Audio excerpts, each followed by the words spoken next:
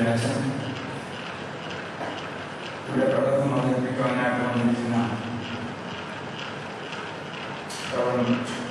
Sam കോശിയച്ചൻ, വേദിയിൽ പുറമെ സദസ്സിലിരിക്കുന്ന വിശിഷ്ടാതിഥികൾ പലരുണ്ട്.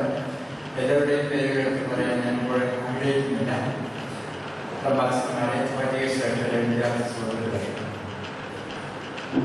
ഓർമ്മകൾ ഓളം പറ്റുന്ന ഒരു മുഹൂർത്തത്തിലാണ് നമ്മളിവിടെ നിൽക്കുന്നത്. അനുസ്മരണം സമ്മേളനം എന്ന് പറയുമ്പോൾ ഒരു മെമ്മറിംഗ് ആണ്. പഴയ കാര്യങ്ങളെ സജീവമായി അവതരിപ്പിക്കാനുള്ള അവസരം.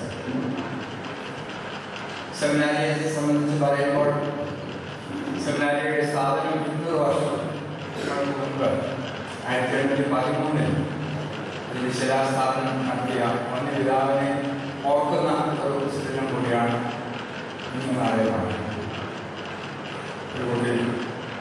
ജോസഫ് മാർഗോസ് ഒന്നാമത്തെ മനസ്സുകൊണ്ട് 200 വർഷങ്ങൾക്ക് മുമ്പ് കണ്ട ദർശനം ഇന്ന് മുന്നോട്ട് പോകാനുള്ള ആർജവത്വം പ്രാപിച്ചുകൊണ്ട് മുന്നോട്ട് തന്നെ പോകുന്നു എന്നുള്ള ദൈവത്തെ സ്തുതിക്കാം. അഭിമന്യ പൗലോസ് മാർഗ്രിഗോറിയസിനെ സംബന്ധിച്ച് ഓർക്കുമ്പോഴും ആ സ്ഥാപക പിതാവിന്റെ ഓർമ്മ ദിനത്തിൽ തന്നെ സ്വർഗീയ ഭവനത്തിലേക്ക് പോകുവാൻ ഇടയായി എന്നുള്ളത് തികച്ചും ഒരു ദൈവനിയോഗമായിട്ട് തന്നെ നമുക്ക് കാണാവുന്നതാണ്. ആ കാലഘട്ടത്തിൽ ഒരു പുതിയ ദർശനത്തോടുകൂടെ സ്ഥാപനങ്ങളുണ്ടായി. എന്നാൽ അതിനുശേഷം കാലാകാലങ്ങളിൽ ദൈവം ഇതിനെ നടത്തുന്നതോടൊപ്പം തക്കതായ വ്യക്തിയുടെ ഉയർത്തിയെന്നുള്ളത് നമുക്ക് ദൈവത്തെ മാറ്റപ്പെടുത്തും. അഭിമന്യ ഡോക്ടർ പൗലോസ് മാർഗ്രിഗോറിയസ് തിരുമേനിയുടെ അനുസ്മരണ സമ്മേളനം ഇവിടെ നടക്കുമ്പോൾ ഒരുപാട് ഓർമ്മകൾ നമ്മുടെയൊക്കെ മനസ്സിൽ തളർന്നിട്ട് നിൽക്കുന്നു. ബലിയനായ എനിക്ക് തിരുമേനിയെ ശുശ്രൂഷിക്കുവാൻ കുറച്ച് സമയം ദൈവം അനുവദിച്ചു. തിരുമേനി ശിഷ്യനായി പഠിക്കുവാൻ 2 വർഷം എനിക്ക് അവസരം ലഭിച്ചിട്ടുണ്ടല്ല. വീടിക്കും MTSനൊക്കെ തിരുമേനിയുടെ ക്ലാസ്സുകൾ ഞങ്ങൾക്കെല്ലാം ലഭിക്കാനിടയായിട്ടുള്ളതെല്ലാം ഓർമ്മയുടെ തിരിഞ്ഞ് മാറ്റിയിരിക്കുകയാണ്. ഞാൻ എൻ്റെ കർത്തവ്യത്തിലേക്ക് കടക്കുന്നു. ഈ സദസ്സിനെ സ്വാഗതം നൽകുക എന്നുള്ളതാണ് ചുമതല. ആദ്യമായിട്ട് നമ്മുടെ തന്നെ കുടുംബത്തിലെ ഒരാളും എന്ന നിലയിൽ ഇവിടെ വിദ്യാർത്ഥിയായും അധ്യാപകനായും പിന്നീട് മെത്രാപ്പൊലീത്തയായും ഒക്കെ ഉയർന്നു വന്ന തിരുമേനി നമുക്കെല്ലാവർക്കും മനസ്സിലുള്ള പിതാവാണ്. നമുക്കറിയാം. നമ്മളോട് ഒന്നിച്ചാൽ പ്രവർത്തിക്കത്തക്കവണ്ണം എപ്പോഴും നമ്മുടെ കൂടെയുള്ള തിരുമേനി കടമ്പനാട് മദ്രാസനത്തിന്റെ മെത്രാപ്പൊലീത്തയായ ചാർജ് എടുക്കുന്നതിന് മുമ്പ് തന്നെ സഭയുടെ ഭരണ സ്ഥിരാകേന്ദ്രങ്ങളിൽ പ്രവർത്തിക്കത്തക്കവണ്ണം ദൈവം അദ്ദേഹത്തെ ഉപയോഗിച്ചുകൊണ്ടിരിക്കുന്നു. വലിയ ബാബാതിരുമേനിയുടെയും ഇപ്പോഴത്തെ ഓരോ സ്ഥിതിയും ബാബാതിരുമേനിയുടെയും അതിൻ്റെ അസിസ്റ്റന്റായി പ്രവർത്തിക്കത്തക്കവണ്ണമുള്ള ഒരു അവസരം ദൈവം നൽകി. നമ്മുടെ ഈ ചെറിയ സമ്മേളനത്തിലേക്ക് തിരുമേനിയെ ലഭിച്ച പ്രത്യേകമായ സന്തോഷം അറിയിച്ചുകൊണ്ട് തിരുമേനി എല്ലാവരുടെയും പേരിൽ ആദരവോടെ സ്വാഗതം ചെയ്തു.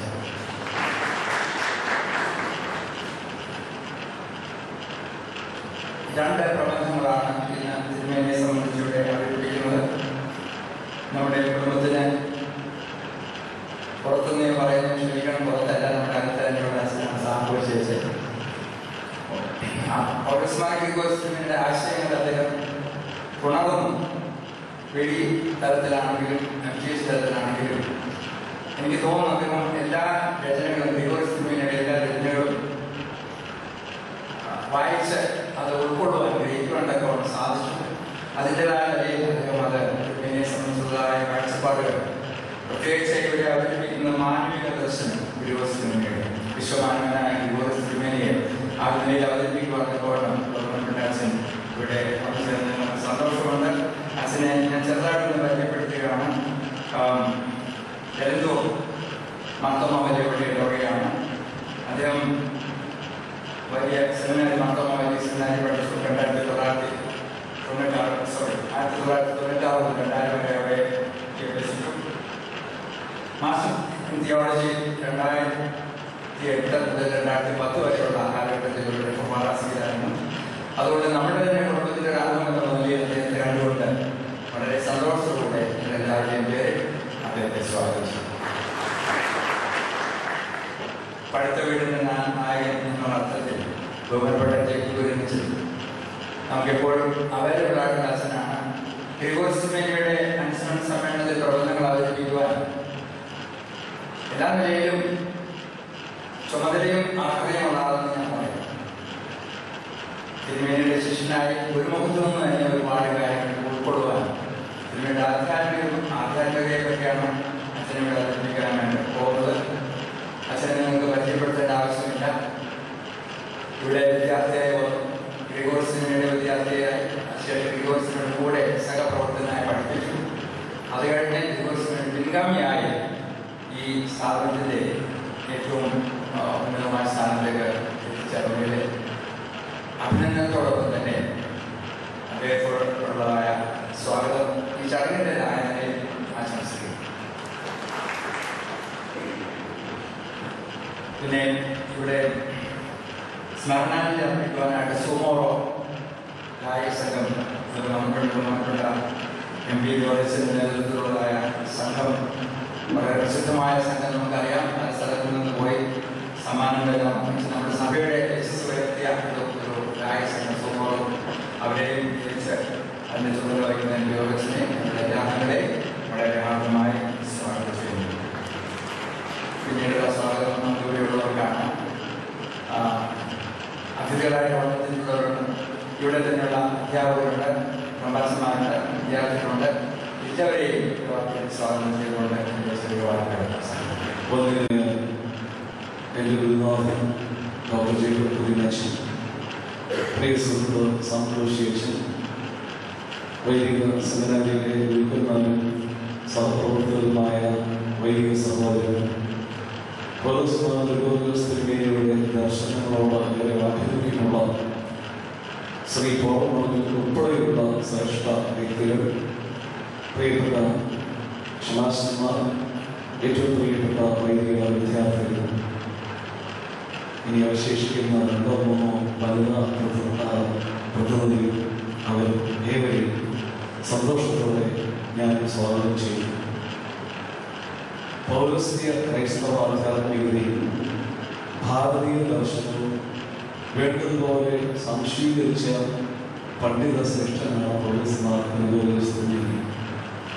വന്നിയ ചെറിയാച്ചൻ പറഞ്ഞതുപോലെ ഏറെ ക്ലാസ്സുകളിൽ പങ്കെടുക്കുവാൻ ഞങ്ങൾക്ക് കഴിഞ്ഞില്ലെങ്കിലും 1-2 വർഷങ്ങളിൽ ഇടയ്ക്കിടയ്ക്ക് ആ വലിയ ഗുരുവിൻ്റെ അധരങ്ങളിൽ നിന്ന് തുറന്നു വീണ ജ്ഞാനത്തിൻ്റെ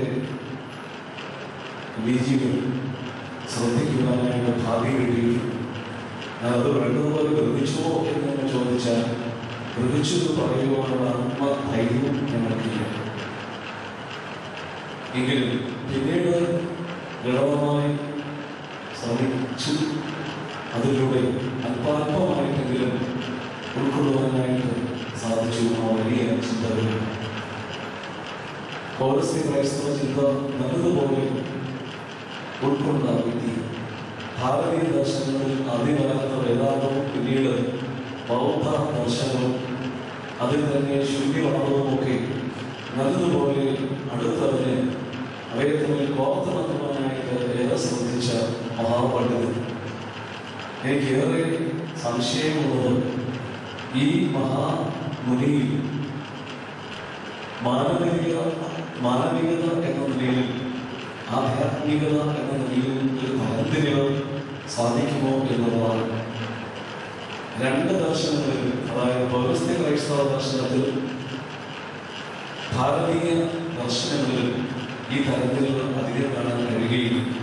എന്നാൽ എന്താണ് അദ്ദേഹം ചിന്തിച്ചത് മാനവതയെ കുറിച്ച്, അല്ലെങ്കിൽ അദ്ദേഹത്തിൻ്റെ സമഗ്ര വീക്ഷണം എന്താണ് എന്ന് പഠിക്കുവാനായിട്ടുള്ള ഒരു താൽക്കാലിക വേർതിരിവ് എന്ന അർത്ഥത്തിൽ ഇതിനെ 2 വിഷയങ്ങളായിട്ടോ വിഭാഗങ്ങളായിട്ടോ പാണ്ഡിത്യ തലങ്ങളായിട്ടോ വിവരിക്കുന്നതിൽ തെറ്റില്ല എന്ന് കരുതുകയാണ്.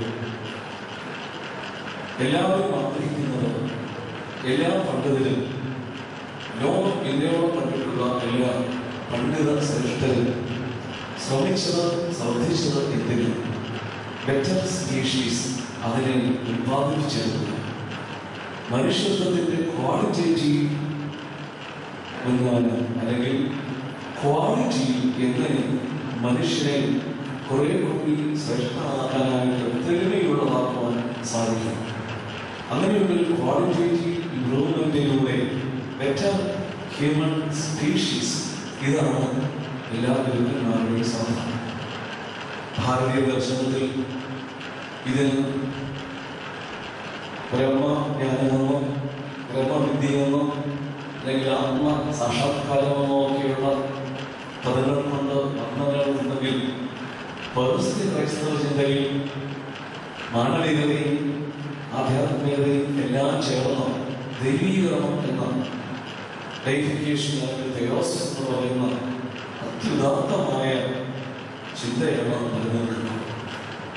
അതുകൊണ്ട് എന്താണ് ഭാരതദർശനത്തിലാണെങ്കിലും അഭിമുഖനായ യുഗോസ്തിങ്ങളുടെ ദർശനത്തിലാണെങ്കിലും മനുഷ്യനെ കുറിച്ച് ഉദ്ദേശിച്ചിരിക്കുന്നത് ഉത്തരം ലളിതമായിട്ട് പറഞ്ഞാൽ മനുഷ്യനെ എങ്ങനെ ദൈവമാക്കാനായിട്ട് സാധിക്കും, മനുഷ്യത്വത്തിൽ നിലനിർത്തുവാനായിട്ടല്ല, പ്രതിപടിയായി എങ്ങനെ ദൈവത്വത്തിലേക്ക് ഉയർത്തുവാൻ ദൈവമാക്കുവാനായിട്ട് സാധിക്കും എന്നതാണ് ഈ രണ്ട് ചിന്താധാരകളിലും അല്ലെങ്കിൽ ഈ രണ്ട് ദർശന പൈതൃകങ്ങളിലും കാണുന്ന യാഥാർത്ഥ്യം. അതുകൊണ്ട് ഈ പുണ്യപിതാവ് അദ്ദേഹത്തിൻ്റെ ആധ്യാത്മികമായ കുറെ കൂടി ഞാനോടൊപ്പം ചെയ്താൽ അദ്ദേഹത്തിൻ്റെ ഔദാശിക ജീവിതാത്മാവ് കൊണ്ട് ബഹുമുഖമായ സാമൂഹിക അന്താരാഷ്ട്രീയ മേഖലകളിലെ പ്രവർത്തനങ്ങളിലൂടെയെല്ലാം അദ്ദേഹം ശ്രദ്ധിച്ചത് മനുഷ്യനെ മനുഷ്യത്വത്തിൻ്റെ ഓർമ്മയിലൂടെ എങ്ങനെ ദൈവമാക്കുവാനായിട്ട് സാധിക്കുന്നു എന്നതാണ്. അതിൻ്റെ രണ്ട് മേഖലകളെ കുറിച്ച് ശ്രേഷ്ഠമായ രണ്ട് പ്രബന്ധങ്ങൾക്കായിട്ടാണ് നാം കാത്തിരിക്കുന്നത്. യുഗോസ്തിയുടെ ഈ ചിന്തകളെല്ലാം വളരെ ചുരുങ്ങിയ വാക്കുകളിൽ അദ്ദേഹത്തിൻ്റെ കബറിടത്തിൽ എഴുതി ചേർത്തിട്ടുണ്ട്. അതിങ്ങനെയാണ്: Christ is my Lord, and share his life and love with all humankind and the whole of creation. യേശുവാണ്, ക്രിസ്തുവാണ് എനിക്കെല്ലാം. അതുകൊണ്ട് അവരുടെ ജീവനും അവരുടെ സ്നേഹവും ഞാൻ പങ്കുവയ്ക്കുകയാണ്. മനുഷ്യരോട് തന്നെയല്ല, ഈ കാണുന്ന സർവ പ്രപഞ്ചത്തോടും സർവസൃഷ്ടിയെയും മനുഷ്യനുൾപ്പെടുന്ന സർവസൃഷ്ടിയെയും ദൈവത്തിൻ്റെ ക്രിസ്തുവിൻ്റെ സ്നേഹവും ക്രിസ്തുവിൻ്റെ ജീവനും പങ്കുവയ്ക്കുവാനായിട്ടുള്ള അഗാധമായ ആഗ്രഹം, അഭിവാജ്യം, അതിലും വലിയ മനുഷ്യദർശനവും അതിലും വലിയ ദൈവദർശനവും കാണുമെന്ന് ഞാൻ കരുതുന്നില്ല. നമുക്കിനി കാത്തിരിക്കാൻ പണ്ഡിതരായ ഈ രണ്ട് ഹൃദയങ്ങളിൽ നിന്ന് അതല്ല, ചിന്തകളിൽ നിന്ന് അല്ല, മലനങ്ങളിൽ നിന്ന് ഒഴിഞ്ഞു വീഴുന്ന അണിമുത്തുകൾക്കായിട്ട് ജേക്കബ് കുര്യനേശൻ വൈദിക സെമിനാരിയിലെ എൻ്റെ ഏറ്റവും പ്രിയങ്കരനായ അധ്യാപകനായിരുന്നു. ഇന്ന് അദ്ദേഹത്തിൻ്റെ വീട്ടിൽ ഇവിടെ ജോലി ചെയ്യുന്നത് പറയുകയാണ് കരുതുന്നത്. കാരണം എങ്ങനെയോ പഠിക്കുവാനുള്ള കാലം തൊട്ട് ഹിന്ദുയിസത്തോളം അല്പ പ്രതിപത്തി എൻ്റെ ഉള്ളിൽ ഉണ്ടായിരുന്നു. അത് തിരിച്ചറിഞ്ഞാണോ അല്ലയോ എനിക്ക് അറിഞ്ഞുകൂടാ. 2ാം വർഷം വിദ്യാർത്ഥിയായിരുന്ന ഞങ്ങളുടെ ക്ലാസ്സിൽ നിന്ന് ആദ്യത്തെ ക്ലാസ്സിൽ ജോലി എടുപ്പിച്ചു. ഹിന്ദുയിസത്തിലെ കുറേ മതങ്ങളെ കുറിച്ച് പറഞ്ഞിട്ട് നിങ്ങൾ ഇതൊന്ന് ചിത്രമായിട്ട് എനിക്ക് തോന്നുന്നു. പെട്ടെന്ന് എൻ്റെ മനസ്സിൽ നേരത്തെ ഉപനിഷത്തുകളെ കുറിച്ച് പോൾ വോയ്സ് പറഞ്ഞ ഒരു ചിന്തയുണ്ട്. ആത്മാവിൻ്റെ ഹിമാലയൻ. ഈ ചിന്ത ഉണ്ടായിരുന്നതുകൊണ്ട് ഭാരതത്തിൻ്റെ ഒരു ചിത്രം ഓടിയിട്ട് ഹിമാലയത്തെ ഞാൻ വരച്ച് അതിൽ എഴുതി. അച്ഛന് വളരെ സന്തോഷമായിട്ട് പിന്നീട് എന്നെ വിളിച്ച് അഭിനന്ദിക്കുകയുണ്ട്. ഒരു മുഖത്ത് നിന്നും പണ്ഡിത്യ വചനങ്ങൾ കേൾക്കുന്നതിനേക്കാൾ മധുരമാണ് അന്നും ഇന്നും എനിക്ക് ദുഃഖന്മാരിൽ നിന്നുള്ള സ്നേഹപ്രസന്നമായ വാക്കുകൾ. അതുകൊണ്ടുകൂടിയായിരിക്കാം എൻ്റെ ഏറ്റവും പ്രിയങ്കരനായ ഗുരുവായൂരെ നിന്നു. പിന്നീട് PhD പഠിക്കുവാൻ റിലീജിയൻ എടുക്കണം എന്ന് പറഞ്ഞ് മദ്രാസ് ഒരു കോളേജിൽ അഡ്മിഷൻ ക്ലോസ് ചെയ്തിട്ട് അദ്ദേഹത്തിൻ്റെ ഗുരുവായ അരവിന്ദ് ധർമ്മജൻ്റെ നേതൃത്വം അവിടെ ഉണ്ടായിരുന്നതുകൊണ്ട് അതിൽ ഏറ്റവും നല്ല 2 വിദ്യാർത്ഥികളെ എന്ന നിലയിൽ നീങ്ങി അവിടേക്ക് അയച്ചു. പഠിച്ചു വരുവാനായിട്ട് സാധിച്ചു. പിന്നീട് ഡോക്ടർ സ്റ്റഡീസിനൊക്കെ ഏറെ സഹായിച്ചു. അതുകൊണ്ട് പണ്ഡിതനായ പ്രിയങ്കരനായ ആ ഒരു മുഖത്ത് നിന്ന് ഇനിയും കേൾക്കുവാൻ ആഗ്രഹമുണ്ട്. പ്രത്യേകിച്ച് പണ്ഡിതനായ ഗ്രിഗോറിയസിനെ കഴിച്ചത് സാമൂഹ്യ വിദ്യാർത്ഥിയായിരുന്ന കാലത്തൊക്കെ ഹൃദയത്തോട് എങ്ങനെയോ പറ്റിച്ചേർന്ന ഒരു സുഹൃത്താണ്. അത് ഈ വിനിയോഗിച്ചതിലൂടെയാണെന്നാണ് എൻ്റെ ചിന്ത. അദ്ദേഹമാണ് അദ്ദേഹം കൊണ്ടുവന്ന് എനിക്ക് പരിചയം ഉണ്ടാക്കുന്നതാണ്. വളരെ ലാളിത്യമുള്ള, എന്നാൽ എവിടെയോ നമുക്ക് ഒരുപാട് ഇഷ്ടം തോന്നുന്ന, സ്നേഹിക്കാൻ തോന്നുന്ന ചില ശൈലികൾ അദ്ദേഹത്തിനുണ്ട്. അത് അദ്ദേഹത്തിൻ്റെ സംസാര ശൈലിയായിരിക്കും, ചില സ്പർശനങ്ങളായിരിക്കാം, ചില ഭാവങ്ങളായിരിക്കും. അതൊക്കെ എവിടെയോ എൻ്റെ ഉള്ളിലിങ്ങനെ പതുക്കെ പൊതിയിട്ടു. ഞാൻ അടുത്ത കാലത്ത് എൻ്റെ ലൈംഗിക സഹോദരങ്ങൾക്ക് ക്ലാസ് എടുക്കാനായി കുറച്ച് വിളിക്കുകയുണ്ടായി. അത് കഴിഞ്ഞ് ഞങ്ങളുടെ യുവജനങ്ങൾക്ക് വേണ്ടി ക്ലാസ് എടുക്കാൻ വിളിച്ചത് പറയുന്നുണ്ട്. എനിക്ക് കൊണ്ടുവന്ന വശം വളരെ യൗവനത്തിലാണെങ്കിലും പണ്ഡിത്യത്തിൽ ഒരുപാട് ഉയർന്ന ശ്രേഷ്ഠനായ ഒരു വ്യക്തി. അദ്ദേഹത്തിൽ നിന്നും കേൾക്കാൻ നമുക്ക് ആ നല്ല സമയത്തിനായിട്ട് കാത്തിരുന്നുകൊണ്ട് ആ നല്ല സമയത്തിനായിട്ട് നിങ്ങളെയും ഈ 2 ശ്രേഷ്ഠാചാര്യന്മാരെ ക്ഷണിച്ചുകൊണ്ട് എൻ്റെ വാക്കുകൾ വെച്ചു. ഡോക്ടർ പൗലോസ് മാർ ഗ്രിഗോറിയസ് തിരുമേനിയുടെ എന്നെ അധികമായി സ്നേഹിക്കുകയും ബലഹീനായ എന്നോട് കരുണയോടെയും വാത്സല്യത്തോടെയും എപ്പോഴും സംസാരിക്കുകയും ചെയ്യുന്ന തിരുമേനി, NTH പഠനകാലത്ത് എൻ്റെ ഗുരുവായി എന്നെ പഠിപ്പിച്ച ശാന്തതയോടെയും സമചിത്തതയോടെയും ആഴത്തോടെയും കാര്യങ്ങളെ കാണുന്ന യജമാനീയനായ ഡോക്ടർ ജേക്കബ് കുര്യനച്ചൻ, ബഹുമാനപ്പെട്ട സെമിനാരി അധ്യാപകർ, ഈ സെമിനാരിയിലെ വിദ്യാർത്ഥികൾ, സുധി ഗായക സംഘത്തിൻ്റെ അംഗങ്ങൾ, മറ്റ് സമൂഹങ്ങളിൽ നിന്ന് വന്നിട്ടുള്ളവർ, അൽമായ നേതാക്കൾ, നിങ്ങൾക്ക് ഏവർക്കും വന്ന് 3 കാര്യങ്ങളാണ് സംസാരിക്കണമെന്ന് ആഗ്രഹിക്കുന്നത്. 1, ഞാൻ എന്തുകൊണ്ട് ഇവിടെ വന്നു. 2, പൗലോസ് മാർ ഗ്രിഗോറിയോസ് എന്ന സൂര്യ ജന്മത്തിൻ്റെ പ്രത്യേകത. 3, അദ്ദേഹത്തിൻ്റെ മാനവിക ദർശനത്തെ ഒന്ന് പരിചയപ്പെടുത്തുക. 1, ഞാൻ അങ്ങനെ ഇവിടെ വന്നു. 1996 ജൂൺ മാസം 5-ാം തീയതി മാർത്തോമ വൈദിക സെമിനാരിയിൽ പ്രവേശിച്ചു. പിറ്റേ ദിവസം സെമിനാരിയുടെ ലൈബ്രറി കാണാൻ ചെന്നപ്പോൾ ലൈബ്രറിയിൽ ഇങ്ങനെ പരിചയപ്പെടുത്തിക്കൊണ്ട് പോകുന്ന വഴിക്ക് പറഞ്ഞു 2 പേരാണ് ഏറ്റവും കൂടുതൽ എഴുതിയിട്ടുള്ളത്. അത് 1 ഡോക്ടർ എം തോമസ്, 2 ഡോക്ടർ പൗലോസ് മാർ ഗ്രിഗോറിയോസ്. അന്ന് ഞാൻ വിചാരിച്ചു ഇദ്ദേഹത്തെ വായിക്കാൻ തുടങ്ങണം. അങ്ങനെ ഇവരെ 2 പേരും അൽപാൽപമായി വായിക്കാൻ തുടങ്ങി. തിരുമേനിയെ കാണണമെന്ന് വലിയ ആഗ്രഹമൊക്കെ തോന്നി, സാധിച്ചില്ല. എന്നാൽ തിരുമേനി കാലം ചെയ്ത് തിരുമേനിയുടെ കവറെടുത്ത് നടക്കുമ്പോൾ അതിൽ വന്നപ്പോൾ വളരെ ദൂരെ, പക്ഷേ ആ വാതിൽ ഞാൻ ഇപ്പോൾ നിൽക്കുന്ന ദൂരത്തിൻ്റെ അകത്തിൽ വളരെ ദൂരെ തിരുമേനിയെ കാണാൻ ഒരു ഭാഗ്യമുണ്ടായി. അത് കഴിഞ്ഞ് അനുസരണ മീറ്റിംഗ് നടന്നു. അന്ന് മാർത്തോമ വൈദിക സെമിനാരിയിൽ നിന്ന് 3 കുട്ടികൾ ഉപയോഗിച്ചു. വന്നപ്പോൾ ഈ മുന്നിലിരിക്കുന്ന ജോയിസ് കോട്ടയ്ക്കാട് എന്ന് പറയുന്ന അൽമായക്കാരൻ ഞങ്ങളെ നോടുന്നു. കാക്കയ്ക്ക് കൊപ്ര കണ്ടാൽ അറിയാവുന്ന പോലെ അദ്ദേഹത്തിന് മനസ്സിലായി ഞങ്ങൾക്കിതിൽ അത് താല്പര്യമുണ്ട്.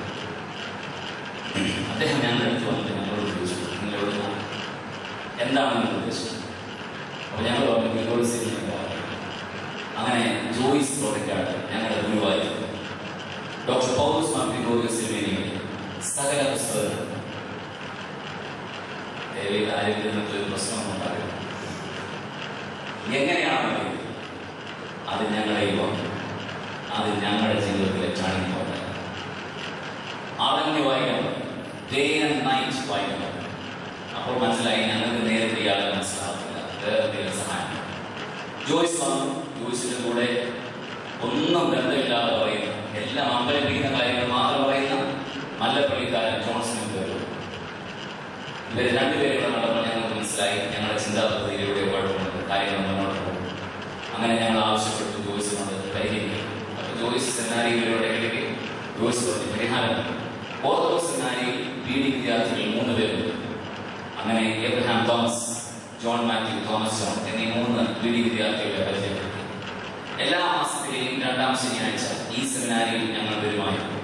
ഉച്ച കഴിഞ്ഞ് ഈ സെമിനാരിയുടെ ഹോളിൽ ഞങ്ങൾ എം.എം. തോമസിനെ വായിക്കും, ഞങ്ങൾ ഗ്രിഗോറിയസിനെ വായിക്കും.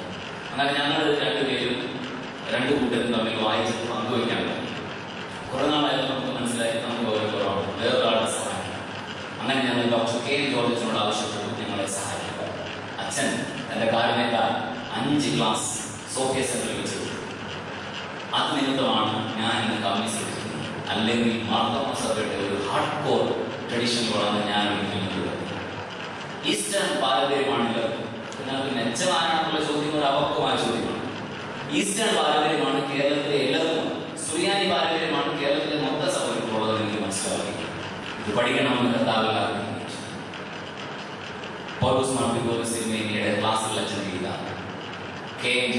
കെ എം ജോർജ്, ജേക്കബ് ക്ലാസ്സുകൾ കിട്ടാൻ ഭാഗ്യമുണ്ടായി. അതുകൊണ്ടാണ് ഞാനിവിടെ നിൽക്കുന്നത്. ഇത്തരത്തിൽ അന്മായക്കാരനായ ജോയ്സ് ഓട്ടക്കാർ, ജോൺസൺ, പുരോഹിതന്മാരും ഒക്കെ ചേർന്ന് ഉള്ള ഗുരുക്കന്മാർക്കായി വന്ദനം ചെയ്തുകൊണ്ട് ഞാൻ ഈ സെഷനിൽ തുടരുന്നത്. 2, എന്താണ് പൗലോസ് മാർ ഗ്രിഗോറിയോസ് തിരുമേനിയുടെ അനന്യത? What is the uniqueness of Paulus Mar Gregorius? 3 കാര്യങ്ങൾ പറയാൻ ആഗ്രഹിക്കുന്നു. 1, he was courageous to be not popular. അത്ര പോപ്പുലർ അല്ലാതെ ജീവിക്കാനുള്ള ധൈര്യം. ഞാൻ ബേസിക്കലി കൺവെൻഷൻസ് നിന്നാണ്. ആ സ്പിരിറ്റിൽ ഞാൻ കയറിപ്പോയാൽ എന്നെ പിടിച്ചു നിർത്തണമെന്ന് ഞാൻ രവിയോട് ആവശ്യപ്പെട്ടു. അതുകൊണ്ട് ഇത് അങ്ങനെ ഒരു പ്രഭാഷണമല്ലെന്ന് എനിക്കറിയാം. എങ്കിൽ അങ്ങനെ ഞാൻ ആയി പോവാതിരിക്കാൻ നിങ്ങൾ എനിക്ക് വേണ്ടി പ്രാർത്ഥിക്കുന്നു. മതനേതാക്കന്മാർക്ക് ഉണ്ടാവുന്ന ഏറ്റവും വലിയ പരീക്ഷ പോപ്പുലർ ആവണം എന്നുള്ളത് തന്നെയാണ്. അതുകൊണ്ട് സ്വന്തക്കാരുടെ കല്യാണം എല്ലാവരും ആവശ്യപ്പെടും. സ്വന്തമല്ലാത്തവരുടെ ഉദാശകൾ അങ്ങനെ നമ്മളങ്ങ് വലഞ്ഞിടണം. എന്നാൽ ഡോക്ടർ എം എം തോമസ് പറഞ്ഞിട്ടുണ്ട്, വായിക്കാൻ ചെന്ന സ്ഥലങ്ങളിൽ ആരെയും പേഴ്സണലി കാണാൻ ഉദ്ദേശിക്കുന്നില്ല എന്ന് പറയാനുള്ള കറേജ് ഉള്ളതെത്ര. സ്വന്തം കുടുംബത്തിലെ ആൾക്കാരുടെ ഉദാശയ്ക്ക് പോലും പോകാനല്ല സമയം എന്ന് പറയാനുള്ള ക്ലാരിറ്റി ഉള്ളത്. That is Paulos Gregorios. Second, ഗ്രിഗോറിയോസിനെ ഡൽഹിയിൽ എങ്ങനെയാണ് കയറിയത് ഞാൻ കണ്ടുപിടിച്ചു. 5 വർഷം ഡൽഹിയിൽ അച്ഛനായിട്ടിരിക്കാൻ സാധിച്ചു. ഇന്ത്യ ഹാബിറ്റാറ്റ്സ് എന്ന സ്ഥലമാണ് ഡൽഹിയിലെ ഇന്റലക്ച്വൽ ഹാബിറ്റാറ്റ്. ഡൽഹിയിലെ ടോപ്പേഴ്സ് ഇന്റലക്ച്വൽസ് മുഴുവൻ, അത് അമർത്യ സെൻ ആണെങ്കിലും ജാക്വസ് ദരീദ ആണെങ്കിലും ലഖാൻ ആണെങ്കിലും ഏതാണ് വന്നാലും സംസാരിക്കുന്ന സ്ഥലമാണ് ഇന്ത്യ ഹാബിറ്റാറ്റ്സ്. 1975 അവിടെ ഡിസ്കഷൻസ് നടക്കുമ്പോൾ പുറകിൽ സൂട്ടും കോട്ടും ഇട്ട് അതിന് മുകളിൽ ഒരു മസ്ലിംസയിലിട്ട് ഒരു ആൾ ചെന്നിരിക്കും. ഡിസ്കഷൻസിൽ ഓപ്പൺ ഫോറം കൊടുക്കുമ്പോൾ ഇയാൾ പുറകിൽ നിന്ന് കൈവക്കും. ഹൈറ്റ് കുറവാണ്, നമ്മൾ ആദ്യം കാണുന്നില്ല. ഇതിന് വല്ലാതെ കൈവക്കും. അപ്പോൾ അവസരം 2 മിനിറ്റ് കൊണ്ട് ഇവിടെ പറഞ്ഞ ഡിസ്കഷനെ മുഴുവൻ തിരിച്ച് വേറെ വഴിയിലേക്ക് വിട്ടു. അങ്ങനെ 3-4 ഡിസ്കഷൻ കഴിഞ്ഞപ്പോൾ അവർ പറഞ്ഞു, സാറ് പുറകിൽ നിൽക്കണ്ട, നീ മുന്നോട്ട് പോകും. അങ്ങനെ ഗ്രിഗോറിയോസിനെ ഇന്ത്യൻ ഹാബിറ്റാറ്റ് സെന്ററിന്റെ മോഡറേറ്റർഷിപ്പിലേക്ക്, അങ്ങനെയാണ് IIT-യിലും JNU-യിലും ക്ലാസ്സുകൾ ഞാൻ പറയുന്നത്. സെക്യുലറിസം ഏറ്റവും കൂടുതൽ വിശ്വസിക്കുന്ന ഒരു കാലത്ത് സെക്യുലറിസം ഇമ്പോർട്ടന്റ് ആണെന്ന് പറയാനുള്ള കറേജ് അന്നേ ഉണ്ടായി. ഇതാണ് തിരുമേനിയുടെ ഭാവം. 3, ജവഹർലാൽ നെഹ്റു യൂണിവേഴ്സിറ്റിയിൽ ഞാനൊരു ക്ലാസ് അറ്റൻഡ് ചെയ്തു. അതിൽ ഹെർമനോട്ടിക്സിലെ ഏറ്റവും ബെസ്റ്റ് പ്രഭാഷണത്തെ പറ്റി ഇന്ത്യയിലെ നമ്പർ 1 സ്കോളറായ ധ്രുവ് റെയ്ന എന്നോട് പറഞ്ഞു, 7 രാജ്യങ്ങളിൽ പ്രഭാഷണങ്ങൾ കേട്ടിട്ടുണ്ട്. 7 രാജ്യങ്ങളിൽ കേട്ടുള്ള പ്രഭാഷണത്തിൽ ഏറ്റവും ആഴമുള്ള പ്രഭാഷണം, ക്ലാരിറ്റിയുള്ള പ്രഭാഷണം ഡോക്ടർ പൗലോസ് മാർ ഗ്രിഗോറിയോസിന്റെ കാണുന്നുണ്ടോ? ഇതാണ് ഡോക്ടർ പൗലോസ് മാർ ഗ്രിഗോറിയോസിനെ അനന്തമായ സാധ്യതയിലേക്ക് മാറ്റുന്നത്. ഇത് അദ്ദേഹത്തിന്റെ ഹ്യൂമനിസം എന്നുള്ള കോൺസെപ്റ്റിനെ പറ്റിയുള്ള ചെറിയ ഒരു അവതരണം. 20 മിനിറ്റാണ് സമയം. വളരെ വേഗത്തിൽ ഞാൻ മുന്നോട്ട് പോകാം. ഈ പ്രസംഗത്തിന് 3 ഭാഗങ്ങളാണ്. എന്താണ് ഹ്യൂമനിസം എന്ന് പറയാൻ ശ്രമിക്കാം. 2, എന്താണ് തിരുമേനിയുടെ ക്രിറ്റിസിസം. 3, എന്താണ് തിരുമേനി പറയുന്ന ഓൾട്ടർനേറ്റീവ്. നിങ്ങളിൽ ഉറങ്ങാൻ വരമുള്ള എല്ലാവർക്കും ഉറങ്ങാനുള്ള സാധ്യതയുണ്ടായിരിക്കുന്നതാണ്. ഇന്ത്യൻ പ്രഭാഷണ പാരമ്പര്യം അനുസരിച്ച് ഒരാളുടെ പ്രസംഗം ശ്രോതാവിനെ ഉറക്കിയാൽ, ആരാണോ ഉറക്കിയാൽ പരമപിതാവിന്റെ അടുത്ത് മെച്ചപ്പെട്ട സീറ്റ് ലഭിക്കും. ഞാൻ ഉറങ്ങുമ്പോൾ മോട്ടറിട്ടോ എഴുന്നേറ്റ് നടന്നോ ഇതര ശബ്ദങ്ങൾ ഉണ്ടാക്കിയോ ഉപദ്രവിക്കരുത് എന്ന് മാത്രം. 3 കാര്യങ്ങൾ. What is humanism? 2, what is critique by Paulus Gregorius. And third, what is the alternative? എന്താണ് ഹ്യൂമനിസം? വേഗം പോകുന്നതുകൊണ്ട് മൂന്നാമത്തെ പാരഗ്രാഫ് ഞാൻ വായിക്കുന്നു. F.J. Neitham coined the term humanism, meaning an education based on Greek and Latin classics. 16ാം നൂറ്റാണ്ടിൽ ജീവിച്ചിരുന്ന സ്കോളറാണ് ആദ്യമായി ഈ വാക്ക് ശക്തമായി ഉപയോഗിച്ചത്. അന്ന് ഇപ്പോൾ ഉപയോഗിക്കുന്ന അർത്ഥം ഇതിനില്ല. ഗ്രീക്കും ലാറ്റിനും പഠിച്ച ആളെയാണ് അന്ന് ഹ്യൂമനിസ്റ്റ് എന്ന് പറഞ്ഞത്. എന്നാൽ പിൽക്കാലത്തുണ്ടായ മാറ്റം sage dictionary of sociology define ചെയ്യുന്നു ഇങ്ങനെ: humanism as ideological alternate to religion in which human needs and fulfillment are considered without recourse to God or divine agencies. ദൈവ സാന്നിധ്യത്തിൻ്റെയോ ദൈവ സജ്ഞയുടെയോ ആവശ്യവും പരാമർശവും ഇല്ലാതെ മനുഷ്യ ആവശ്യങ്ങളെയും ജീവിതത്തെയും ക്രമീകരിക്കാം എന്ന മതത്തിന് പര്യായമായ ഒരു സമീപനം. ഇതാണ് ഐഡിയോളജിക്കൽ ഹ്യൂമനിസം. ഇതിന് ഏറ്റവും കൂടുതൽ മൈലേജ് കിട്ടിയത് 60കളിലാണ്. 60കളാണ് കൗണ്ടർ കൾച്ചറൽ മൂവ്മെന്റ്സിന്റെ കാലം. 60കളാണ് ഏറ്റവും കൂടുതൽ വിപ്ലവ പ്രസ്ഥാനങ്ങൾ ഉണ്ടായത്. 60കളിൽ ആണ് മനുഷ്യൻ മതങ്ങളെ സൃഷ്ടിച്ചു, മതങ്ങൾ ദൈവങ്ങളെ സൃഷ്ടിച്ചു. ഇതിലേക്ക് ഊർജ്ജം കിടക്കുന്ന അവിടെ കിടക്കും. എന്നാൽ ഈ 60കളിൽ തന്നെ ഉണ്ടായ ഒരു ട്രെൻഡാണ് ആന്റി ഹ്യൂമനിസം എന്ന ഡിബേറ്റ്. മനുഷ്യത്വത്തെ പറ്റി ഏറ്റവും നല്ല ചർച്ച മുന്നോട്ട് വരുമ്പോൾ തന്നെ മനുഷ്യത്വത്തിന്, മനുഷ്യവാദത്തിന് പരിമിതി ഉണ്ടെന്നുള്ള വാദവും മുന്നോട്ട് വരും. അവിടെയാണ് Louis Althusser, Michel Foucault, Jacques Lacan ഈ 3 പേര് വരുന്നത്. ഇവർ പറഞ്ഞത്രേ ഉള്ളൂ, മനുഷ്യൻ അങ്ങനെ സ്വതന്ത്രമൊന്നുമല്ല, മനുഷ്യന് ചുറ്റും ചില സംജ്ഞകളുണ്ട്, അതിനകത്താണ് മനുഷ്യൻ കിടക്കുന്നത്. അങ്ങനെ നിങ്ങൾ വിചാരിച്ച അർത്ഥത്തിൽ മനുഷ്യൻ അങ്ങനെ സ്വതന്ത്രൻ അല്ല. ഇതാണ് ഹ്യൂമനിസത്തിന്റെ ഒരു ചെറിയ റൂട്ട്, വളരെ വേഗം പറയുന്നത്. അതിനുശേഷം മൂന്നാമതൊരു റൂട്ടുണ്ട്, ഞാൻ ഈ പേപ്പറിൽ ഉപയോഗിച്ചില്ല, പോസ്റ്റ് ഹ്യൂമനിസം. പോസ്റ്റ് ഹ്യൂമനിസം എന്ന് പറഞ്ഞാൽ ഡോണ ഹാർവേ എന്ന ഹാർവർഡ് യൂണിവേഴ്സിറ്റിയിലെ സ്കോളർ പറയുന്ന കോൺസെപ്റ്റാണ്. സൈബോർഗുകളാണ് മനുഷ്യൻ. Cyborg, CYBORG. അതായത് യന്ത്രവും മനുഷ്യനും. സൈബറാണ് പകുതി, ഓർഗാണ് പകുതി. ഉദാഹരണത്തിന് പറഞ്ഞാൽ മൊബൈൽ ഇല്ലെങ്കിൽ ഡിപ്രഷൻ ഉണ്ടാകുന്ന എണ്ണം ഇപ്പോഴുണ്ട്. സെമിനാരികളിൽ അങ്ങനെയല്ല എന്നാണ് പൊതുവെ ധാരണ. അങ്ങനെയാണോ വയ്യോ എന്നുള്ളത് ദൈവം ഉണ്ടാകാൻ നമ്മൾ തന്നെ ചെയ്യും. എന്തായാലും മാർത്തോമ സെമിനാരിയിലൊന്ന് ഞങ്ങൾക്കറിയാം, അസൈൻമെന്റ് അപ്ഡേറ്റ് അല്ലെങ്കിൽ ഫേസ്ബുക്ക് സ്റ്റാറ്റസ് അപ്ഡേറ്റ് ആണ് ഈ സൈബോർഗ് എന്ന് പറയുന്നത്. പോസ്റ്റ് ഹ്യൂമനിസം ഇവിടെയാണ് തിരിഞ്ഞതിന്റെ 7 കാര്യങ്ങൾ പെട്ടെന്ന് പറയാം. 1, ഹ്യൂമനിസത്തിനോടുള്ള ഗ്രിഗോറിയസിന്റെ ക്രിറ്റിസിസം. 1, ഓട്ടോണോമസ്, ഞാൻ തന്നെ എനിക്ക് നിയമങ്ങളെ സൃഷ്ടിക്കും. ഇത് അപകടമാണ് തിരുമേനി പറയുന്നത്. ഇതാണ് joy of freedom, freedom and authority, truth without tradition. ഇത്തരം വർക്കുകളുടെ ഫണ്ടമെന്റൽ റൂട്ട്. ഓട്ടോണോമസ്, എനിക്ക് എന്റേതായ നിയമങ്ങളുണ്ട്, ബാഹ്യമായ ഒരു നിയമങ്ങളെയും ഞാൻ സ്വീകരിക്കുന്നില്ല. അതുകൊണ്ട് നോയമ്പിന്റെ നിയമങ്ങളോ ഉപവാസത്തിന്റെ നിയമങ്ങളോ സഭയുടെ നിയമങ്ങളോ പാരമ്പര്യത്തിന്റെ നിയമങ്ങളോ എനിക്ക് വേണ്ട, ഞാൻ തന്നെയാണ് എന്റെ നിയമം. 2, ഞാൻ എന്തിനെ സമീപിക്കണമെങ്കിലും ബുദ്ധി കൊണ്ട്, റാഷണാലിറ്റി കൊണ്ടേ സമീപിക്കും. ഇത് തിരുമേനി വളരെ ശക്തമായി ചോദിക്കുന്ന ചോദ്യമാണ്. നിങ്ങളുടെ ബുദ്ധിയുടെ സ്വഭാവം ഏത് തരത്തിലാണ്? നിങ്ങളുടെ ബുദ്ധിയുടെ രീതി ഏത് തരത്തിലാണ്? ബുദ്ധിയുടെ ഉള്ളടക്കത്തെ ആരാണ് ഉണ്ടാക്കിയിരിക്കുന്നത്? ഇത് തിരുമേനി ആർഗ്യൂ ചെയ്യുന്നത് ചെറിയൊരു ബുക്കിലാണ്. നിങ്ങളെല്ലാവരും വായിച്ചിട്ടുണ്ടായിരിക്കുമെന്ന് ഞാൻ വിശ്വസിച്ചോട്ടെ. 1976 ഈ സെമിനാരിൽ നടത്തിയ പുസ്തകമുണ്ട്, ക്വസ്റ്റ് ഫോർ സെറ്റിൽമെന്റ്. മനോഹരമായ പുസ്തകമാണ്. അവിടെയാണ് കാന്റിനെയും മാർക്സിനെയും ഹെഗലിനെയും ജാസ്പറിനെയും ക്രിട്ടിസൈസ് ചെയ്യുന്ന ഒരു റൂട്ട് തിരുമേനി എടുക്കുന്നത്. വളരെ മനോഹരമായി തിരുമേനി പറയുന്നത്, മനുഷ്യന്റെ ബുദ്ധി ഒരു രീതി മാത്രമല്ല, പല രീതിയിൽ ഈ ബുദ്ധി രൂപപ്പെടാം, പല രീതിയിൽ ഈ റാഷണാലിറ്റി കൊണ്ടുവരാൻ സാധിക്കും. അതുകൊണ്ട് ഒബ്ജക്റ്റീവായി ശാസ്ത്രം പഠിക്കുന്ന ഏക യുക്തി എന്നുള്ളത് വളരെ ചെറിയ മനസ്സിലാക്കലുള്ള യുക്തിയാണ്.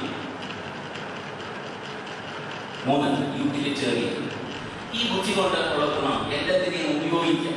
എന്റെ ഉപയോഗം അടിസ്ഥാനപ്പെട്ട് മാത്രമേ എനിക്ക് എല്ലാത്തിനും ഒരു ബന്ധമുള്ളൂ. 4, അതോറിറ്റേറിയൻ. അതുകൊണ്ട് തന്നെ ബുദ്ധിയുള്ള അതോറിറ്റേറിയനായിട്ട് മാറും.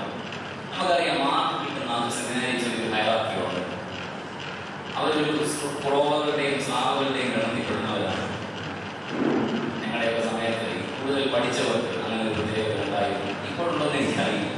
എപ്പോഴും പഠിച്ചവരെന്ന് പറഞ്ഞാൽ വലിയ കുഴപ്പമാണ്. പഠിത്തം കൂടുമ്പോൾ അവരറിയാതെ ചില അധികാരങ്ങൾ അവരിലേക്ക് അങ്ങ് കൂടും. ഇത് ഫൂക്കോ വളരെ കാര്യമായിട്ട് വർക്ക് ചെയ്തിട്ടുണ്ട്. To my surprise, Foucault work ചെയ്യുന്നതിനേക്കാൾ മുമ്പ് ഗ്രിഗോറിയസിന് വേണ്ടി അധികാരവും അറിവും തമ്മിലുള്ള ബന്ധത്തിന്റെ റൂട്ട് വർക്ക്ഔട്ട് ചെയ്തു. ഇത് സർപ്രൈസിംഗ് കേസ്. അടുത്തതിന് വേണ്ടി പറയുന്നത് മനുഷ്യ കേന്ദ്രീകൃതമാണ് ഈ ഹ്യൂമനിസം. പ്രപഞ്ചത്തെ, ചെറിയ ചെറിയ വസ്തുക്കളെ, വലിയ വലിയ വിശാലതയെ, കോസ്മിക്കിനെ, മൈക്രോകോസത്തെ വേണ്ടതുപോലെ കാണുന്നില്ല. അടുത്തതിന് വേണ്ടി പറയുന്നത് ടെക്നോളജിയിലേക്ക് മാത്രം ചുരുക്കപ്പെട്ടിരിക്കുന്ന ഒരു മനുഷ്യനാണ് ഈ മനുഷ്യൻ. ആനന്ദിന്റെ ജൈവ മനുഷ്യനകത്ത് പറയുന്നത് പോലെയുള്ള ഒരു നറേഷത്തിന് വേണ്ടിയുണ്ട്. അവസാനമായിട്ട് വേണ്ടി പറയുന്നത് ഇവന് മാസ്റ്ററിയുള്ളൂ, ഹിസ്റ്ററി ഇല്ല. എല്ലാത്തിനോടും അവജ്ഞയും ഒന്നിനോടും അമ്പരമില്ലായ്മ. ഇതിന് വേണ്ടി ആർഗ്യുവേറ്റ് ചെയ്യുന്നത് ഹ്യൂമൻ പ്രസൻസ് എന്നുള്ള പുസ്തകത്തിന് അകത്താണ്. സമയം അവസാനിക്കുകയാണല്ലോ, അതുകൊണ്ട് വളരെ വേഗത്തിൽ ഞാൻ വാട്ട് ഈസ് ദ ഓൾട്ടർനേറ്റീവ് എന്നുള്ളത് what is the alternative analysing the perils of modern liberal secular positivist humanism. PMG Paulus Margarius searches for an alternative track, specifically analyzing neo-Kantianism, neo-Marxism and Heidegger. There are 3 questions he would ask as pivotal. 3 ചോദ്യങ്ങളാണ് തിരുമേനി ചോദിക്കുന്നത്. ഒന്ന്, what is my relation to other human beings? What is my relation to the rest of reality? What is the relation of appearance to the reality? ഈ 3 ചോദ്യങ്ങൾ answer ചെയ്യാൻ സയൻസിന് പറ്റത്തില്ല എന്നാണ് തിരുമേനി എഴുതിയത്. ഇപ്പോഴൊന്നുമല്ല, 1976. ഇത് വളരെ ഗൗരവമായി നമ്മൾ മനസ്സിലാക്കണം. തിരുമേനിക്ക് ഏറ്റവും ദേഷ്യമുള്ളത് ഒരു പക്ഷേ തിരുമേനിയുടെ ഒരു തോക്കുണ്ടായിരുന്നെങ്കിൽ തിരുമേനിയുടെ മുന്നേ വന്നാൽ തിരുമേനി വെടിവെക്കുമെന്ന് ഞാൻ വിശ്വസിക്കുന്ന ഒരാളുണ്ട്. അത് സെന്റ് അഗസ്റ്റിനാണ്. തിരുമേനിയുടെ റൈറ്റിംഗ് ഏറ്റവും കൂടുതൽ തിരുമേനി അറ്റാക്ക് ചെയ്തിട്ടുള്ളത് സെന്റ് അഗസ്റ്റിനെ. സെന്റ് അഗസ്റ്റിൻ ക്രിസ്ത്യൻ തിയോളജിക്ക് വലിയ ഡാമേജ് തിരുമേനി ചിന്തിക്കുന്നുണ്ട്. അതൊരുമാതിരി എല്ലാ പുസ്തകങ്ങളിലും തിരുമേനി എഴുതിയിട്ടുണ്ട്. Which is very correct. 3 കാര്യങ്ങളാണ് തിരുമേനി പറയുന്നത്. അടുത്ത പേജിൽ കൊടുത്തിട്ടുണ്ട്. 3 കാര്യങ്ങളാണ് അഗസ്റ്റിന്റെ വ്യൂവിന്റെ കുഴപ്പം. 3 കാര്യങ്ങൾ. Paragraph 3. By taking sin as almost constitutive of human nature, Augustine led the Western Church astray toward the denial of freedom and dignity of all men or non-Christian. Second, Augustine's soteriology went wrong because of his preoccupation with individual and personal sin, original and actual. We are today caught in a negative and individual view of salvation. 3. Augustine failed to understand the sacramental principle as integral to human condition. വളരെ ലളിതമായി പറഞ്ഞാൽ Augustine പറയുന്നത് basically നമ്മുടെ സ്വഭാവം തിന്മയാണ്. ഗ്രിഗോറിയസിന് വേണ്ടി പൗരസ്ത്യ ദൈവശാസ്ത്രം എന്ന് പറയുന്നത് ബേസിക്കലി നമ്മുടെ സ്വഭാവം നന്മയാണ്. കുട്ടികൾക്ക് പള്ളിയിലൊക്കെ പഠിപ്പിക്കാൻ വേണ്ടി ഒരു ഉദാഹരണം പറയാം. നിങ്ങൾ ആരെങ്കിലും ഒരു പ്രസംഗം കേട്ട് ഉറങ്ങി എന്ന് വിചാരിക്കുക. നമ്മളാരും അതിന്റെ സമയം നേരത്തെ തീരുമാനിച്ചിട്ടില്ല. പ്രസംഗത്തിന്റെ ഇത്ര മിനിറ്റ് മുതൽ ഇത്ര മിനിറ്റ് വരെ ഉറങ്ങണം എന്ന് ആരും വിചാരിച്ചിട്ടില്ല. വീട്ടിൽ ഒരിക്കലും വഴക്കുണ്ടാക്കിയത് ഓർക്കുക. ഇന്ന് വൈകിട്ട് അമ്മയുമായി വഴക്കുണ്ടാക്കണം എന്ന് തീരുമാനിച്ച് ക്രമീകരിച്ച് വഴക്കുണ്ടാക്കിയിട്ടില്ല. അറിയാതെ നാം ആയിപ്പോവുകയാണ്. ഇതുപോലെയാണ് തിരുമേനി പറയുന്നത്. മനുഷ്യന്റെ അടിസ്ഥാന സ്വഭാവത്തിൽ നന്മയാണ്, തിന്മയാണ്. മനുഷ്യന്റെ അടിസ്ഥാന സ്വഭാവം തിന്മയാണെന്നാണ് അഗസ്റ്റിൻ പറഞ്ഞത്. ഇതിനോടാണ് തിരുമേനി ഉപയോഗിച്ചത്. ഇതിന് തിരുമേനി കൗണ്ടറായി പറയുന്ന ചില കാര്യങ്ങൾ പെട്ടെന്ന് പറയട്ടെ. ഒന്ന്, ritual is A matrix of culture in the history of humanity. മനുഷ്യന് ആചാര അനുഷ്ഠാനങ്ങൾ കൂടാതെ ശ്രേഷ്ഠത പ്രാപിക്കാൻ സാധിക്കുകയില്ല. പ്രാർത്ഥനയിലൂടെയും ധ്യാനത്തിലൂടെയും മനനത്തിലൂടെയും മാത്രമേ മനുഷ്യന് മെച്ചപ്പെടാൻ സാധിക്കത്തുള്ളൂ. 2. Destiny of man is like to be God in every respect except that of being a non-creation. ദൈവികരാവുക എന്നുള്ളതാണ് നമ്മുടെ ഉദ്ദേശം. 3. യേശുക്രിസ്തുവിന്റെ മരണവും ജനനവും മരണവും പുനരുത്ഥാനവും ആണ് നമ്മുടെ ജീവിതത്തിന്റെ മാറ്റത്തിന് അടിസ്ഥാനം. ഈ പോൾ ഗ്രിഗോറിയോസ് എന്ന പേര് വളരെ ആറ്റാണെന്ന് എനിക്ക് തോന്നുന്നു. തിരുമേനിയുടെ ഏറ്റവും പവർഫുൾ ആന്ത്രപ്പോളജി കിടക്കുന്നത് ഓൺലൈൻ ടെസ്റ്റിലാണെന്നാണ് എനിക്ക് തോന്നുന്നത്. സമ്മതിക്കുമെങ്കിൽ ഞാൻ ഉറക്കെ പറയാം. Pauline Christology and Pauline anthropology വളരെ ശക്തമായി പഠിച്ചിട്ട് ആണ് തിരുമേനി നിന്നുകൊണ്ട് അത് സംസാരിക്കുന്നത്. അത് കഴിഞ്ഞ് തിരുമേനി പറയുന്നു, this renewed humanity has sacramental responsibilities in alleviating alienations of 4 levels. 1. The chasm that separates urban technical man from God should be bridged. 2. Man must regain control of the structures of economical, social, political, and that now hold him prisoner. 3. Nations, groups, and individuals must learn again to trust and have compassion for each other. 4. Man must find himself not in a world activity but in depths of silence. ഇത് the Love's Freedom Grand Mystery. സെമിനാരി വിദ്യാർത്ഥികളെല്ലാം ഇത് വായിച്ചിരിക്കണം. സ്വർഗത്തിലെങ്കിലും ഇല്ലെങ്കിലും ഞാൻ ചിന്തിക്കും എന്നാണ് എൻ്റെ വിശ്വാസം. Loves freedom grand mystery എന്നുള്ള പുസ്തകം വായിക്കാതെ ഈ ക്യാമ്പസ് വിട്ടുപോകരുത് PD സ്റ്റുഡൻസിന് ഞാൻ റിക്വസ്റ്റ് ചെയ്തു. എന്നാൽ തിരുമേനിയുടെ ആന്ത്രപ്പോളജി പഠിക്കണമെങ്കിൽ 3 പുസ്തകങ്ങൾ മസ്റ്റായി ആഴത്തിൽ വായിക്കണം. പക്ഷേ ഈ പുസ്തകം I like to write ഈ പുസ്തകം വളരെ ഗൗരവമായി വായിക്കണം. The Enlightenment ഇതിനകത്താണ് യൂറോപ്യൻ മോഡേണിറ്റിയുടെ ഫിലോസഫിക്കൽ പ്രോബ്ലം തിരുമേനി ആർഗ്യൂ ചെയ്തത്. ഇത് വളരെ പ്രധാനമായ ഒരു പുസ്തകമാണ്. അതിനുശേഷം വായിക്കേണ്ടത് science and technology the future of humanity. ഈ പുസ്തകത്തിനകത്താണ് തിരുമേനി സാക്രമെന്റൽ ഹ്യൂമനിസം എന്നുള്ള കോൺസെപ്റ്റിന്റെ ചില ബേസിക് റൂട്ട്സ് പറയുന്നത്. ഈ പുസ്തകത്തിന്റെ ചില ചാപ്റ്റേഴ്സ് വളരെ പ്രധാനപ്പെട്ടതാണ്. ഒരുപക്ഷെ ചാപ്റ്റർ 9, 10 അത് ഇത് രണ്ടും വായിച്ചു കഴിഞ്ഞാൽ തിരുമേനിയുടെ അടിസ്ഥാന അങ്കുരം ഞാൻ വിശ്വസിക്കുന്നത് ഈ പുസ്തകമാണ് ദ കോസ്മിക് മാൻ. പക്ഷെ ഇതൊക്കെ വായിച്ചിട്ടേ ഇത് വായിക്കാവൂ, അല്ലെങ്കിൽ ഒന്നും മനസ്സിലാവത്തില്ല. നമ്മളിങ്ങനെ വെടികൊണ്ട് വെച്ച് തലയ്ക്ക് ഇങ്ങനെ എന്തോ പറ്റിപ്പോലിരിക്കും. ഈ പുസ്തകമാണ് തിരുമേനി. ഈ പുസ്തകത്തിലൂടെയാണ് തിരുമേനി സഞ്ചരിക്കുന്നത്. മനുഷ്യനെ പറ്റി തിരുമേനി പറയുന്നത് ഒരു ശാസ്ത്ര വിദ്യ കൊണ്ട് ഉത്പാദിപ്പിച്ചതല്ല, ദൈവത്തിൻ്റെ ശ്വാസവും ദൈവത്തിൻ്റെ അംശവും ഉള്ള, ദൈവത്തിനും ഭൂമിക്കും മധ്യേ ദൈവം വെച്ചിരിക്കുന്ന ബോർഡർ ബീങ് ആണ് മനുഷ്യൻ. അതുകൊണ്ട് മനുഷ്യൻ ദൈവത്തെ അഭിമുഖീകരിക്കുമ്പോൾ പ്രപഞ്ചത്തിന്റെ മധ്യസ്ഥൻ, മനുഷ്യൻ പ്രപഞ്ചത്തെ അഭിമുഖീകരിക്കുമ്പോൾ ദൈവത്തിന്റെ മധ്യസ്ഥൻ. ഇതാണ് മനുഷ്യനെ പറ്റിയുള്ള ഗ്രിഗോറിയസ് പറയുന്ന ഈസ്റ്റേൺ മിഷന്റെ അവസാനിപ്പിക്കട്ടെ. ഒരാൾ താറാവിനെ കൊണ്ടുവന്ന് കൂട്ടുകാരലേക്ക് എന്നിട്ട് പറഞ്ഞു വൈകിട്ട് സൂപ്പ് വേണം. അദ്ദേഹം പറഞ്ഞായിക്കോട്ടെ. 15 മിനിറ്റ് കഴിഞ്ഞ് മറ്റേ ആൾ വന്നിട്ട് പറഞ്ഞു വേറൊരു കൂട്ടുകാരൻ വന്നു, എന്റെ കൂട്ടുകാരൻ താറാവിനെ കൊണ്ടുവന്നിട്ടും അതിന്റെ സൂപ്പ് വേണം. അപ്പോൾ അദ്ദേഹം വെച്ചിട്ട് സൂപ്പ് കൊടുത്തു. 2 മണിക്കൂർ കഴിഞ്ഞ് വേറൊരു കൂട്ടുകാരൻ വന്ന് പറഞ്ഞു എന്റെ കൂട്ടുകാരൻ താറാവിനെ കൊണ്ടുവന്ന് അതിന്റെ സൂപ്പ് വേണം, അദ്ദേഹത്തിന് സൂപ്പ് കൊടുത്തു. ഒരു 3 മണിക്കൂർ കഴിഞ്ഞപ്പോൾ അദ്ദേഹം വന്ന് പറഞ്ഞു എന്റെ കൂട്ടുകാരൻ ഒരു താറാവിനെ കൊണ്ടുവന്നാലും അതിന്റെ സൂപ്പ് തരണം, അദ്ദേഹത്തിന് കൊടുത്തു. അത് 3-4 മണിക്കൂർ കഴിഞ്ഞപ്പോൾ മറ്റൊരാൾ വന്ന് പറഞ്ഞു എന്റെ കൂട്ടുകാരൻ ഒരു താറാവിനെ കൊടുത്തന്നാലും ഇച്ചിരി സൂപ്പ് തരണം, അദ്ദേഹത്തിന് കൊടുത്തു. കുറച്ചു നേരം കഴിഞ്ഞപ്പോൾ 6 മണിക്കൂറിലാണ് വന്ന് കൂട്ടുകാരൻ താറാവിനെ തന്നാലും സൂപ്പ് വേണം, അദ്ദേഹത്തിന് കൊടുത്തു. അവസാനം രാത്രി ആദ്യം താറാവിനെ കൊടുത്ത ആളുകൾ പറഞ്ഞു എനിക്ക് ഞാൻ രാവിലെ തന്നെ താറാവിനെ സൂപ്പ് ചെയ്തു. അപ്പോൾ ഈ ആൾ ഒരു ഭാഗം തിളച്ച വെള്ളം ഇതാണ് ഇതാ സൂപ്പിന്റെ സൂപ്പാണ് എന്ന് പറഞ്ഞു. അതുപോലെയാണ് ഈ പറഞ്ഞതൊക്കെ ഇതിനെ പറ്റിയുള്ള ഇൻട്രൊഡക്ഷൻ മാത്രമാണ് ഓർത്തഡോക്സ് സഭയ്ക്ക്, മലങ്കര സഭയ്ക്ക്, സുറിയാനി സഭയ്ക്ക്, ഇന്ത്യൻ സഭയ്ക്ക്, വേൾഡ് ചർച്ച് ദൈവം തന്ന വലിയ സ്വത്തായ പൗലോസ് മാർ ഗ്രിഗോറിയോസ് തിരുമേനിയെ ഓർത്ത് ദൈവത്തെ സ്തുതിക്കുന്നു. ഒരു മനുഷ്യനോട് ചെയ്യാവുന്ന ഏറ്റവും വലിയ കടപ്പാട് അദ്ദേഹം ചെയ്ത ചില കർമ്മങ്ങളെങ്കിലും ഏറ്റെടുക്കുക എന്നുള്ളതാണ്. വെളിപാട് എബ്രായ ലേഖനം 13-ാം അധ്യായം 7-ാം വാക്യം, നിങ്ങളോട് വചനം പ്രസംഗിച്ച് നടത്തിയവരെ ഓർത്തുകൊള്ളുവിൻ, അവരുടെ ജീവാവസാനം ഓർത്ത് അവരുടെ വിശ്വാസം അനുകരിക്കും. അവരെ അനുകരിക്കുമ്പോഴാണ് ഓർമ്മ ശരിയാവുന്നത്. Thank you very much for your listening.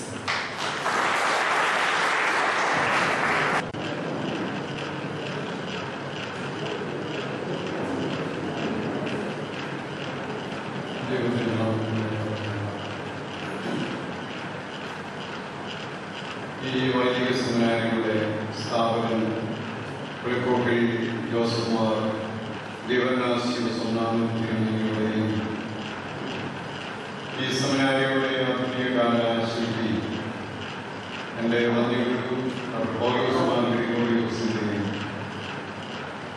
ഓർമ്മയ്ക്ക് മുൻപിൽ ആദരാഞ്ജലികൾ വ്യക്തിപരമായ നിലയിൽ ഞാൻ എൻ്റെ ചുമതലയിലേക്ക് പ്രവേശിക്കുകയാണ്.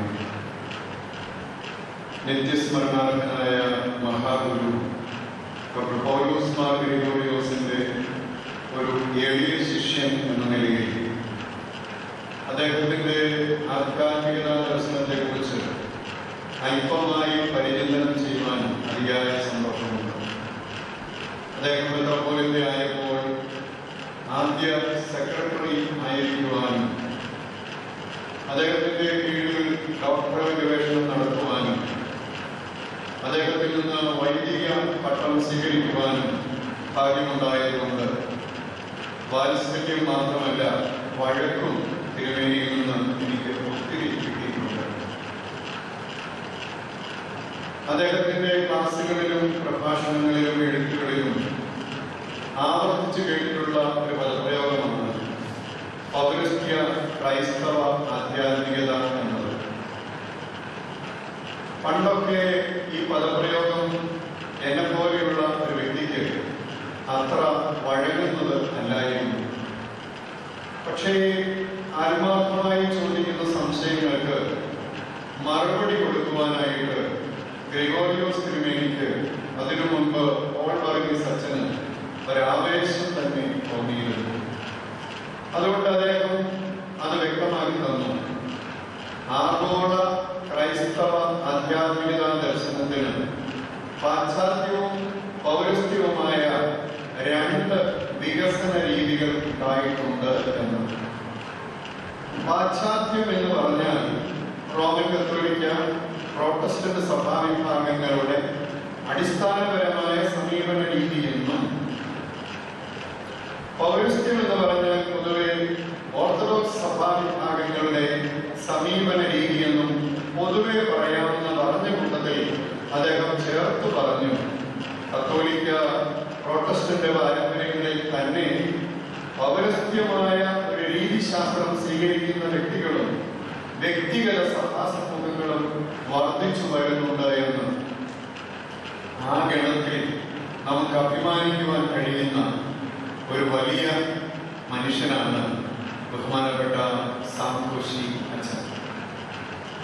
അച്ഛൻ്റെ സരസമായ അവതരണം തിരുമേനിയെ നല്ലവണ്ണം മനസ്സിലാക്കി അതിൻ്റെ ആഴത്തിൽ ആഗ്രഹിച്ച് പറഞ്ഞതാണ് എന്ന് നമുക്കറിയാം. അച്ഛൻ്റെ ക്ലാസ് കേട്ടപ്പോൾ എൻ്റെ വിദ്യാർത്ഥികളുടെ ഇരിക്കുന്നവർക്ക് പ്രത്യേകിച്ച് നോക്കിക്കാണണം, ഇത്ര വലിയ ആളാണ് ഗ്രിഗോറിയോസ് തിരുമേനി എന്നാ ഒന്ന് വായിച്ച് നോക്കണമല്ലോ എന്ന്. ഞാനൊക്കെ ഇത്രയും കാലം പറഞ്ഞു കഴിഞ്ഞിട്ടും വലിയ പ്രയോജനമൊന്നും നോക്കില്ല എന്നുള്ള ഒരു ചിന്ത ഉള്ളപ്പോൾ അച്ഛൻ വന്ന് ചേർന്ന് ഉപകാരത്തിന് ഒത്തിരി നന്ദിയുണ്ട്. ഗ്രിഗോറിയോസ് തിരുമേനി സഭകളുടെ വീക്ഷണത്തിന്റെ അടിസ്ഥാനത്തിൽ അല്ല പാശ്ചാത്യവും പൗരസ്ത്യവുമായിട്ട് തിരിച്ചു നിന്ന പിന്നീട് ഞങ്ങൾക്ക് വ്യക്തമാക്കി തന്നു. കാരണം അദ്ദേഹത്തോട് ഞങ്ങൾ ഒരിക്കലും ചോദിച്ചു, ബഹുമാനപ്പെട്ട സിസ്റ്ററിയാനച്ചനും വർഗീസനും ഞാനും ഒക്കെ ഒരു ക്ലാസ്സിൽ തിരുമേനിയുടെ അച്ഛനായിട്ട് ഉള്ള ക്ലാസ്സുകൾ ചെയ്തപ്പോൾ പലപ്പോഴും ഒത്തിരി ചോദ്യങ്ങൾ ചോദിക്കും. അങ്ങനെ ഞങ്ങൾ ചോദ്യം ചോദിച്ചത് ഇങ്ങനെയായിരുന്നു. അങ്ങനെയെങ്കിൽ ഓർത്തഡോക്സ് സഭാവിഭാഗങ്ങളുടെ ആധ്യാത്മികത സമീപന രീതി എന്നതിനേക്കാൾ പൗരസ്ത്യമായ ഒരു രീതിശാസ്ത്രം അനുവർത്തിക്കുന്ന ആധ്യാത്മികതാ ദർശനം എന്ന് പൗരസ്ത്യ ആധ്യാത്മികതാ ദർശനത്തെ വിശേഷിപ്പിക്കുന്നതല്ലേ ഭേദം എന്ന് കത്തോലിക്ക പ്രൊട്ടസ്റ്റന്റുകാരുടെ വ്യത്യസ്തമായിട്ട് ഓർത്തഡോക്സുകാരുടേതാണെന്ന് പറയുന്നതിൽ നല്ലത് പൊതുവിൽ ഒരു പൗരസ്ത്യ രീതിശാസ്ത്രത്തോടു കൂടി ആധ്യാത്മികതയെ സമീപിക്കുന്നതിനല്ലേ നമുക്ക് പൗരസ്ത്യ ആധ്യാത്മികത എന്ന് പറയേണ്ടത് എന്ന് ചോദിച്ചപ്പോൾ അദ്ദേഹം വളരെ വളരെ രസകരമാണ്. ഗ്രിഗോറിയോസ് തിരുമേനിയുടെ ഒത്തിരിക്കൊരു വിശേഷമുണ്ട്. തിരുമേനി ഇഷ്ടപ്പെടുമ്പോൾ തലയാട്ടുന്നതിന് അതിനൊരു സുഖമുണ്ട് കാണാൻ. തിരുമേനി അങ്ങനെയൊക്കെ ചെയ്തുകൊണ്ട് ഉത്തരം പറഞ്ഞു, നിങ്ങൾ പറഞ്ഞത് വളരെ ശരിയാണ്, യഥാർത്ഥത്തിൽ നിങ്ങളെ കൊണ്ട് അങ്ങനെ പറയിപ്പിക്കുക എന്നതായിരുന്നു എന്റെ ഉദ്ദേശ്യം എന്ന്.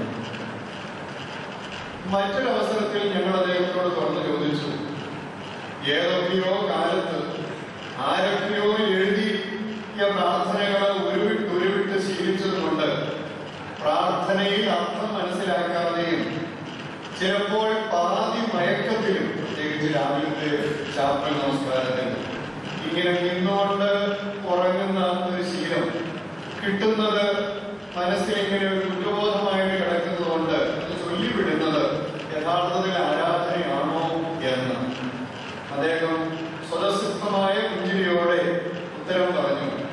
തലമുറകളായി ചൊല്ലിക്കൊണ്ടിരിക്കുന്നത് നാമും ചൊല്ലുന്നത് മൂലം നിരന്തരം നടക്കുന്ന സ്വർഗീയ ആരാധനയിൽ നാമും പങ്കുചേരുന്നുവെന്ന ബോധ്യം നമ്മിലുണ്ടാകണം. We are participating in the ongoing worship. നാം മാത്രമായി പുതുതായി എന്തെങ്കിലും പറയാൻ ആഗ്രഹിക്കേണ്ട നിമിഷമല്ല സഭയുടെ പൊതുവായ കാനൂനിക നമസ്കാരം. പ്രത്യുത സഭയുടെ അദൃശ്യമായ വശവും ചേർന്ന് നടക്കുന്ന നിത്യ ആരാധനയിൽ നാം പങ്കുചേരുന്ന ധന്യ നിമിഷമാണത്. അതുകൊണ്ട് അന്ന് മുതൽ അഥവാ ഉറങ്ങിപ്പോയാലും വലിയ മനപ്രയാസമില്ലാതെ ഇന്നും പ്രാർത്ഥനകൾ ചൊല്ലുന്നു. ചുരുക്കത്തിൽ ഇങ്ങനെയുള്ള ഒത്തിരി അന്തര ദീപനങ്ങൾ, എൻലൈറ്റൻമെന്റ്, ഗ്രിഗോറിയോസ് തിരുമേനിയുടെ മനോവാകർമ്മങ്ങളിൽ നിന്ന് നമുക്ക് ഇന്നും ലഭ്യമാണ്. തിരുമേനി എഴുതി വെച്ചിട്ട് പോയത് ഇതുവരെയും പ്രസിദ്ധീകരിച്ച് തീർന്നിട്ടില്ല. തിരുമേനിയുടെ രചനകൾ ക്രോഡീകരിച്ച് ഫിലോസഫി ഈസ്റ്റ് ആൻഡ് വെസ്റ്റ് എന്ന ഗ്രന്ഥം ബഹുമാനപ്പെട്ട ഡോക്ടർ കെ.എം. ജോർജ് എഡിറ്റ് ചെയ്യുന്നതും ഇവിടെ സന്നിഹിതനായിരിക്കുന്ന MGF-ന്റെ പ്രധാനപ്പെട്ട ഒരു ചുമതലക്കാരൻ, കേരള പത്ര പ്രവർത്തന രംഗത്ത് അറിയപ്പെടുന്ന ശ്രീ പോൾ മണലിന്റെ മേൽനോട്ടത്തിൽ നാളെ പ്രകാശിപ്പിക്കുവാൻ കഴിയും എന്ന് പ്രതീക്ഷിക്കുന്നു. കൂടാതെ തിരുമേനിയുടെ ഡിവോഷണൽ നോട്ട്സ് ബഹുമാനപ്പെട്ട doctor Joseph Varghese sir edit ചെയ്തിട്ടുള്ളത് അധികം വൈകാതെ പ്രകാശിപ്പിക്കാൻ കഴിയുമെന്ന് പ്രതീക്ഷിക്കുന്നു. എന്നാൽ ബഹുമാനപ്പെട്ട CC ചെറിയാനച്ഛനാണ് ഗ്രിഗോറിയോസ് തിരുമേനിയുടെ ദീർഘകാല സെക്രട്ടറിയും തിരുമേനിയുടെ ഗ്രന്ഥങ്ങളുടെയും രചനകളുടെയും സൂക്ഷിപ്പുകാരൻ. അദ്ദേഹം പറയുന്നു, ഇനിയും കിടക്കുന്നുണ്ട് പ്രസിദ്ധീകരിക്കുവാനായിട്ടും. തിരുമേനിയുടെ ആധ്യാത്മിക ദർശനം അദ്ദേഹത്തിന്റെ എല്ലാ കൃതികളിലും വ്യാപിച്ചു കിടക്കുന്നതായതുകൊണ്ട് ഏതെങ്കിലും ചെറുത് മാത്രം അതിനടിസ്ഥാനമായി ചൂണ്ടിക്കാണിക്കുന്നത് ശരിയല്ല. അഭിമന്യ അപ്രൈസ് കൊണ്ട് വളരെ ശരിയായ ഒരു നിരീക്ഷണം ആദ്യം നടത്തിയതിന്റെ ഓർമ്മയുണ്ടാവും. അഭിമന്യ ഗ്രിഗോറിയോസ് തിരുമേനിയുടെ മാനവീയതാ ദർശനവും ആധ്യാത്മികതാ ദർശനവും രണ്ടാക്കി കാണാനായിട്ട് സാധ്യമല്ല. കാരണം അവ എപ്പോഴും പരസ്പരം ചേർന്ന് സമന്വയിച്ച് പോകുന്നതാണ്. എങ്കിലും സൗകര്യത്തിന് വേണ്ടി നമ്മളതിനെ സമീപിക്കുമ്പോൾ താഴെ പറയുന്ന ഗ്രന്ഥങ്ങളിൽ അദ്ദേഹത്തിന്റെ ആധ്യാത്മികതാ ദർശനത്തെ കുറിച്ച് പഠിക്കുവാൻ നമുക്ക് കൂടുതൽ ഉപകരിക്കുമെന്നൊരു അഭിപ്രായം എനിക്കുണ്ട്. ഒന്ന്, ജോയ് ഓഫ് ഫ്രീഡം എന്ന് പറയുന്ന തിരുമേനിയുടെ ആദ്യം പ്രസിദ്ധീകൃതമായ പുസ്തകം. മറ്റൊന്ന് ബഹുമാനപ്പെട്ട സന്തോഷത്തിന് എടുത്തു പറഞ്ഞ ലാസ്റ്റ് ഫ്രീഡം എന്ന് പറയുന്ന തിരുമേനിയുടെ സ്പിരിച്വൽ ഓട്ടോബയോഗ്രഫി. മൂന്ന്, ദ ഫ്രീഡം ഓഫ് മാൻ. അതിന് തന്നെ സ്വദേശത്തും വിദേശത്തും ഉണ്ടായ എഡിഷൻസ് എന്ന് പലതും ഓർക്കുന്നുണ്ടായിരിക്കും. അതിന്റെ ഒന്ന്, ഫ്രീഡത്തെ കുറിച്ച് ഫ്രീഡം ആൻഡ് അതോറിറ്റി എന്ന് പറയുന്ന ഒരു വേർഷൻ ഇന്ത്യയിൽ ഉണ്ടായിരുന്നു ഓർക്കുന്നുണ്ടാവാം.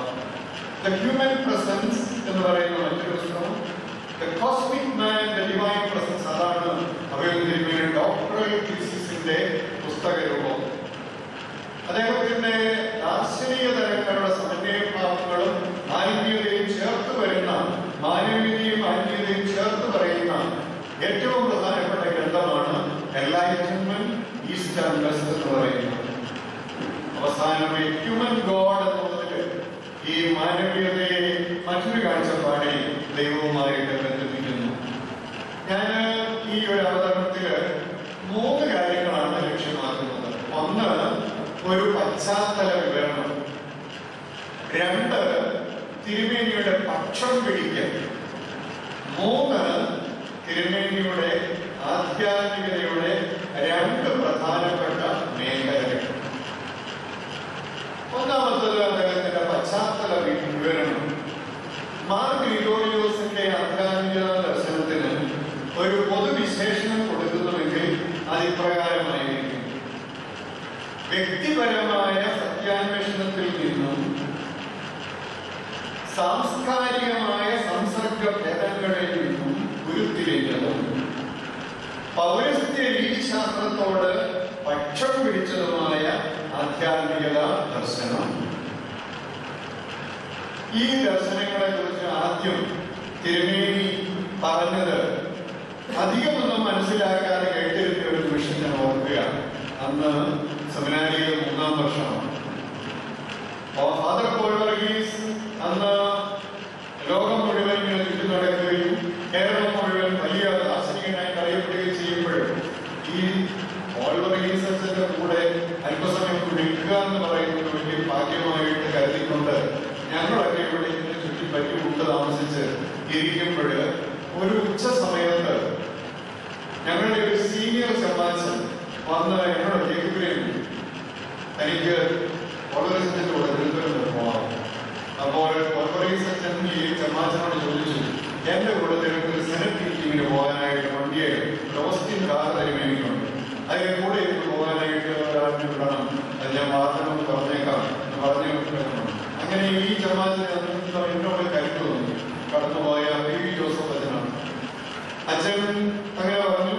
ഞാൻ വളരെ ഗമയോടുകൂടി ഭയങ്കര അഹങ്കാരത്തോടുകൂടി പ്രിൻസിപ്പൽ അച്ഛന്റെ കൂടെ ഇങ്ങനെ യാത്ര ചെയ്യും. ഹോസ്റ്റൽക്കാര് ഇവിടെ വന്ന് കുറെ കാലം ഓടിയതാണെന്ന കാര്യം പയ്യാണ് മനസ്സിലാക്കുന്നത്. അത് ചങ്ങനാശ്ശേരി കഴിഞ്ഞപ്പോഴത്തേക്കും ഇരുന്നു. ഇപ്പോഴത്തേക്കൂടെ പറഞ്ഞു, വെള്ളം ചൂടായിരുന്നു, കുറച്ച് പച്ചവെള്ളം കഴിക്കണം. അപ്പോൾ ഡിക്കി തുറന്ന് ഒരു ബക്കറ്റ് എടുത്ത് ഞാൻ പയ്യെ അടുത്ത വീട്ടിലേക്ക് പോയി. അവിടുന്ന് വെള്ളം ഒഴിക്കൊണ്ട് വന്ന് ഒഴിച്ചു. ആശ്വാസമായി. ഇതിനിടയിലാണ് എന്നോട് ചോദിക്കും, ഫിലോസഫിയൊക്കെ വായിച്ചിട്ടുണ്ടോ, വേദശാസ്ത്രം വായിച്ചിട്ടുണ്ടോ? ഞാൻ വലിയ കൂടുതലൊന്നും അറിയാൻ പാടില്ലെങ്കിൽ പറഞ്ഞു വെക്കുന്നതിനിടയിൽ വലിയ കുഴപ്പമില്ലാത്തൊരു ചോദ്യങ്ങൾ ചോദിക്കാറ്. അപ്പൊ ദൈവത്തിലായിരിക്കും വിളിക്കണം. പക്ഷെ അത് യാതൊന്നും കേട്ടില്ല എന്നുള്ള കാര്യം എനിക്ക് മാത്രം അറിയാം, തമ്പുരാനും അറിയാം.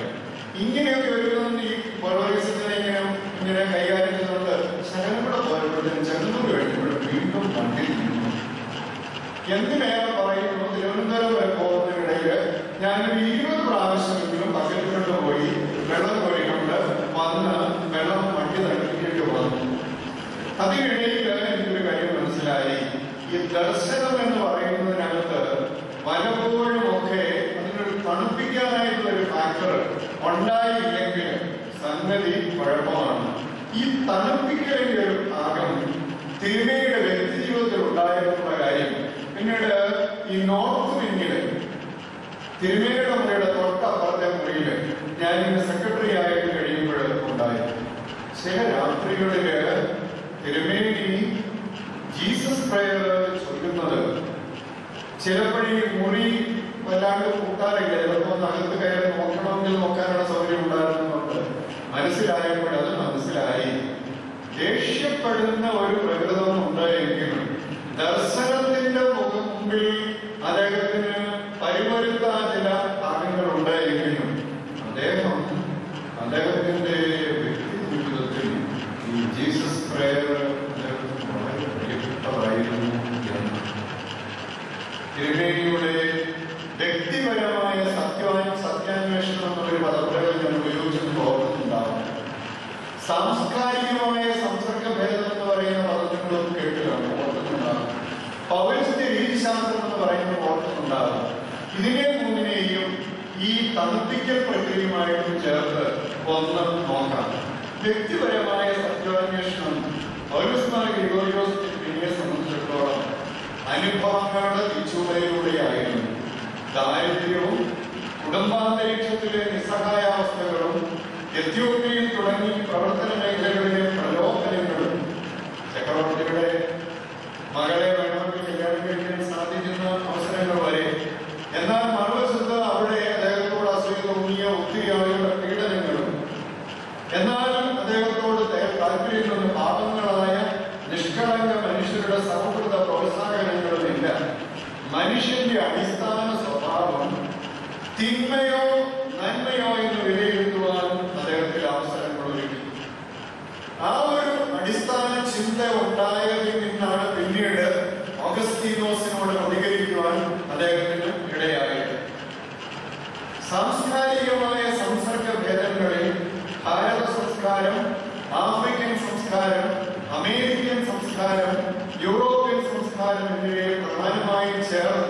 പരിചയപ്പെട്ടതിലൂടെ അന്തർദീപനത്തിന്റെ എൻലൈറ്റൻമെന്റിന്റെ രണ്ട് സ്രോതസ്സുകളെ അദ്ദേഹം നിരീക്ഷിച്ചു.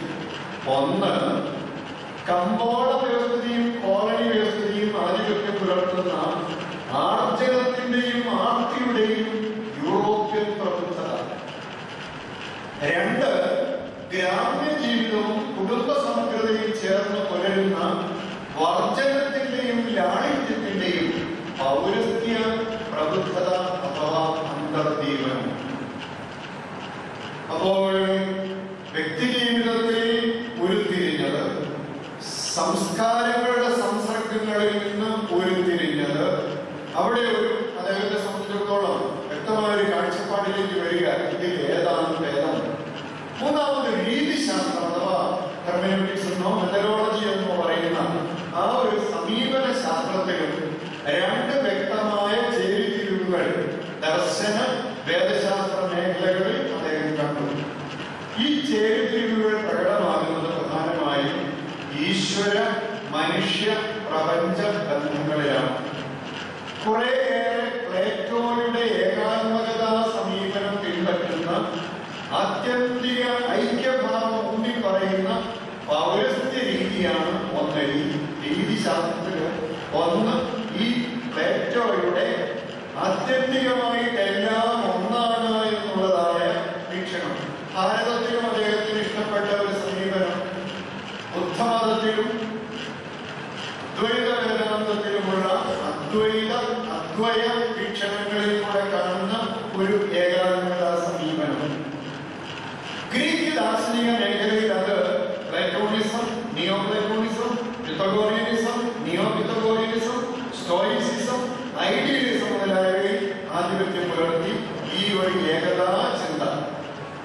മറുവശം കുറേയേറെ അരിസ്റ്റോട്ടലിന്റെ വ്യതിരിക്തതാ സമീപനം പിൻപറ്റുന്ന ഡിസ്റ്റിങ്റ്റ് ആയിട്ടുള്ളതിനെയും കാണുന്ന സൂക്ഷ്മ വിശകലന ഭാവം ഊന്നി പറയുന്ന പാശ്ചാത്യ രീതി. പാശ്ചാത്യ രീതിയിൽ ഓരോന്നിനെയും അനലൈസ് ചെയ്യുന്നു, അനാലിറ്റിക്കലാണ്. ദാർശനിക മേഖലയിൽ അത് അരിസ്റ്റോട്ടലിനിസം, ലോജിക്ക്, എംപിരിസിസം, ഹിസ്റ്റോറിക്കൽ റിയലിസം, ഭൗതിക ശാസ്ത്രങ്ങൾ മുതലായവയിൽ ആധിപത്യം പുലർത്തുന്നു. ഇതിനോട് ചേർന്ന് ക്രൈസ്തവ വേദശാസ്ത്രങ്ങൾ രൂപപ്പെട്ടു. അലക്സാന്ദ്രിയൻ വേദശാസ്ത്രം എന്ന് നമ്മൾ പറഞ്ഞ ചരിത്രത്തിൽ അറിയപ്പെടുന്നത് ഈ പ്ലേറ്റോണിക് ഏകതാവാദത്തോട് കുറേയേറെ ആഭിമുഖ്യമുള്ള ഒരു സമീപനമായിരുന്നു പിൻപറ്റിയത്. എന്നാൽ ആന്റിയോക്യൻ വേദശാസ്ത്രം എന്ന് പറയുന്നത് അരിസ്റ്റോട്ടലിന്റെ വ്യതിരിക്തതാ ചിന്തയുടെ ആ ഒരു പാശ്ചാത്യ വീക്ഷണമാണ്. അതാണ് പിന്നീട് കാൽസിഡോണിയൻ, നോൺ കാൽസിഡോണിയനായിട്ട് തിരിയുന്നതിനൊക്കെ കാരണമായി തീർന്നത്. ഇവിടെ ഗ്രിഗോറിയോസ് തിരുമേനിയുടെ മനസ്സിൽ ചില ഓപ്ഷൻസ് കണ്ടു. അതുകൊണ്ട് അദ്ദേഹം പക്ഷം പിടിക്കേണ്ടി വന്നു. 3 പക്ഷം പിടിക്കൽ അദ്ദേഹത്തിനുണ്ടായി. എന്തൊക്കെയാണ്? ഒന്ന്, വ്യക്തിപരമായ സത്യാന്വേഷണത്തിലൂടെയും ക്രൈസ്തവ പൈതൃക പഠനത്തിലൂടെയും മനുഷ്യന്റെ അടിസ്ഥാന സ്വഭാവം അവരുടെ സന്തോഷിച്ച് പറഞ്ഞതുപോലെ ദൈവ സാദൃശ്യത്തിൽ ഊന്നിയ നന്മയാണെന്ന് ഉള്ള പക്ഷം. അതുകൊണ്ട് പാശ്ചാത്യ വേദശാസ്ത്രത്തിന്റെ കുലപതിയായ അഗസ്തീനോസിന്റെ മനുഷ്യ ദർശനത്തെ അബദ്ധം എന്ന് അദ്ദേഹം വിളിച്ചു പറഞ്ഞു. അഗസ്തീനോസ് പറഞ്ഞത് മനുഷ്യ സ്വഭാവം അടിസ്ഥാനപരമായി തിന്മയോട് ആഭിമുഖ്യമുള്ളതാണെന്നാണ്. ഇതിനെ മാർ ഗ്രിഗോറിയോസ് ശക്തമായിട്ട് കണ്ടിച്ചു. അതുകൊണ്ട് തന്നെ പാശ്ചാത്യ വേദശാസ്ത്രജ്ഞന്മാർക്ക് പലർക്കും അദ്ദേഹം അപ്രിയനായിരുന്നു. ഇതിലേക്ക് ഞാൻ വീണ്ടും ഒന്നുകൂടെ. രണ്ടാമത്തെ പക്ഷം പിടിക്കൽ. അപ്പോൾ അദ്ദേഹം പക്ഷം പിടിച്ചു മനുഷ്യൻ അടിസ്ഥാനപരമായിട്ട് ദൈവ സദൃശ്യത്തിൽ ഉണ്ടായവനായതുകൊണ്ട് നന്മ ആണ് അവനിലുള്ളത്. 2, അപ്പം ഇതിന്റെ അടിസ്ഥാനത്തിൽ ആധ്യാത്മികത രൂപപ്പെടുന്നത്. 2, സാംസ്കാരികമായ സംസർഗഭേദങ്ങളിലൂടെ അദ്ദേഹത്തിന്റെ പക്ഷം പിടിക്കൽ നാശോന്മുഖമായ യൂറോപ്യൻ പ്രബുദ്ധതയ്ക്ക് പകരമായി മനുഷ്യന് ദിശാബോധം നൽകാൻ കഴിയുന്ന ഗ്രാമ്യ ജീവിതത്തിന്റെയും കുടുംബ സമഗ്രതയുടെയും വർജനത്തിന്റെയും ലാളിത്യത്തിന്റെയും പൗരസ്ത്യ ധാർമ്മികത അഥവാ അന്തർദീപനത്തോടായിരുന്നു. ഇതാണ് എൻലൈറ്റൻമെന്റ് മാർക്സിസ്റ്റ് എന്ന് പറയുന്ന പുസ്തകത്തിൽ അദ്ദേഹം ബുദ്ധദർശനത്തിൽ കൂടി പുറത്തേക്ക് കൊണ്ടുവരുന്നത്. 3 രീതിശാസ്ത്രത്തിൽ ഞാൻ പറഞ്ഞു അദ്ദേഹത്തെ സംബന്ധിച്ചിടത്തോളം വ്യക്തിപരമായ അന്വേഷണം, സാംസ്കാരികമായ സംസ്കൃതിഭേദം, 3 രീതിശാസ്ത്രം. രീതിശാസ്ത്രത്തിൽ ദൈവ മനുഷ്യ പ്രപഞ്ച ബന്ധങ്ങളിൽ ആത്യന്തിക ഐക്യഭാവം ഊന്നി പറയുന്ന പൗരസ്ത്യ രീതിയുടെ പക്ഷം പിടിക്കൽ അദ്ദേഹം സ്വീകരിച്ചു.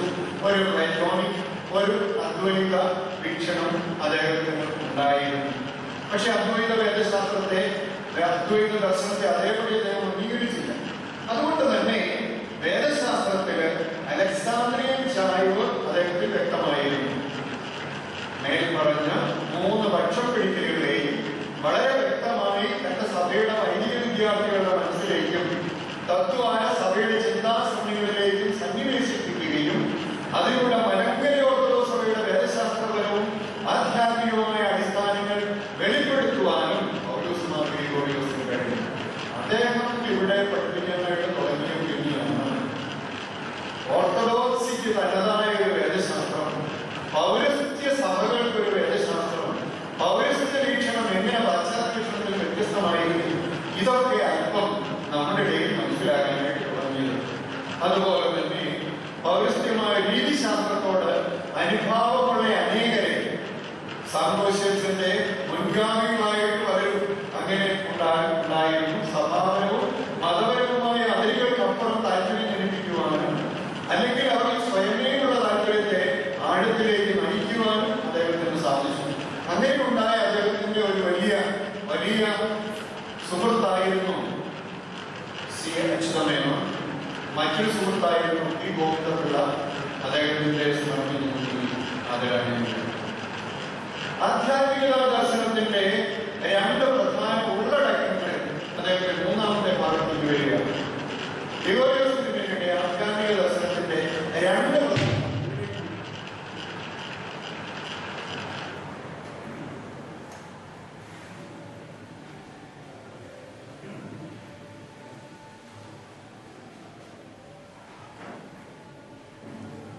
പറയുന്ന ഏറ്റവും ബാക്കി കേൾക്കാം.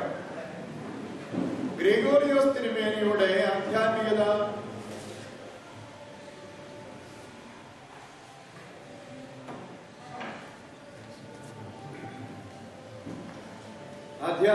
ദർശനത്തിന് പരസ്പര ബന്ധമുള്ള 2 ഉള്ളടക്കങ്ങളെ നമുക്ക് പ്രത്യേകമായിട്ട് കണ്ടെത്തേണ്ടിയിരിക്കുന്നു.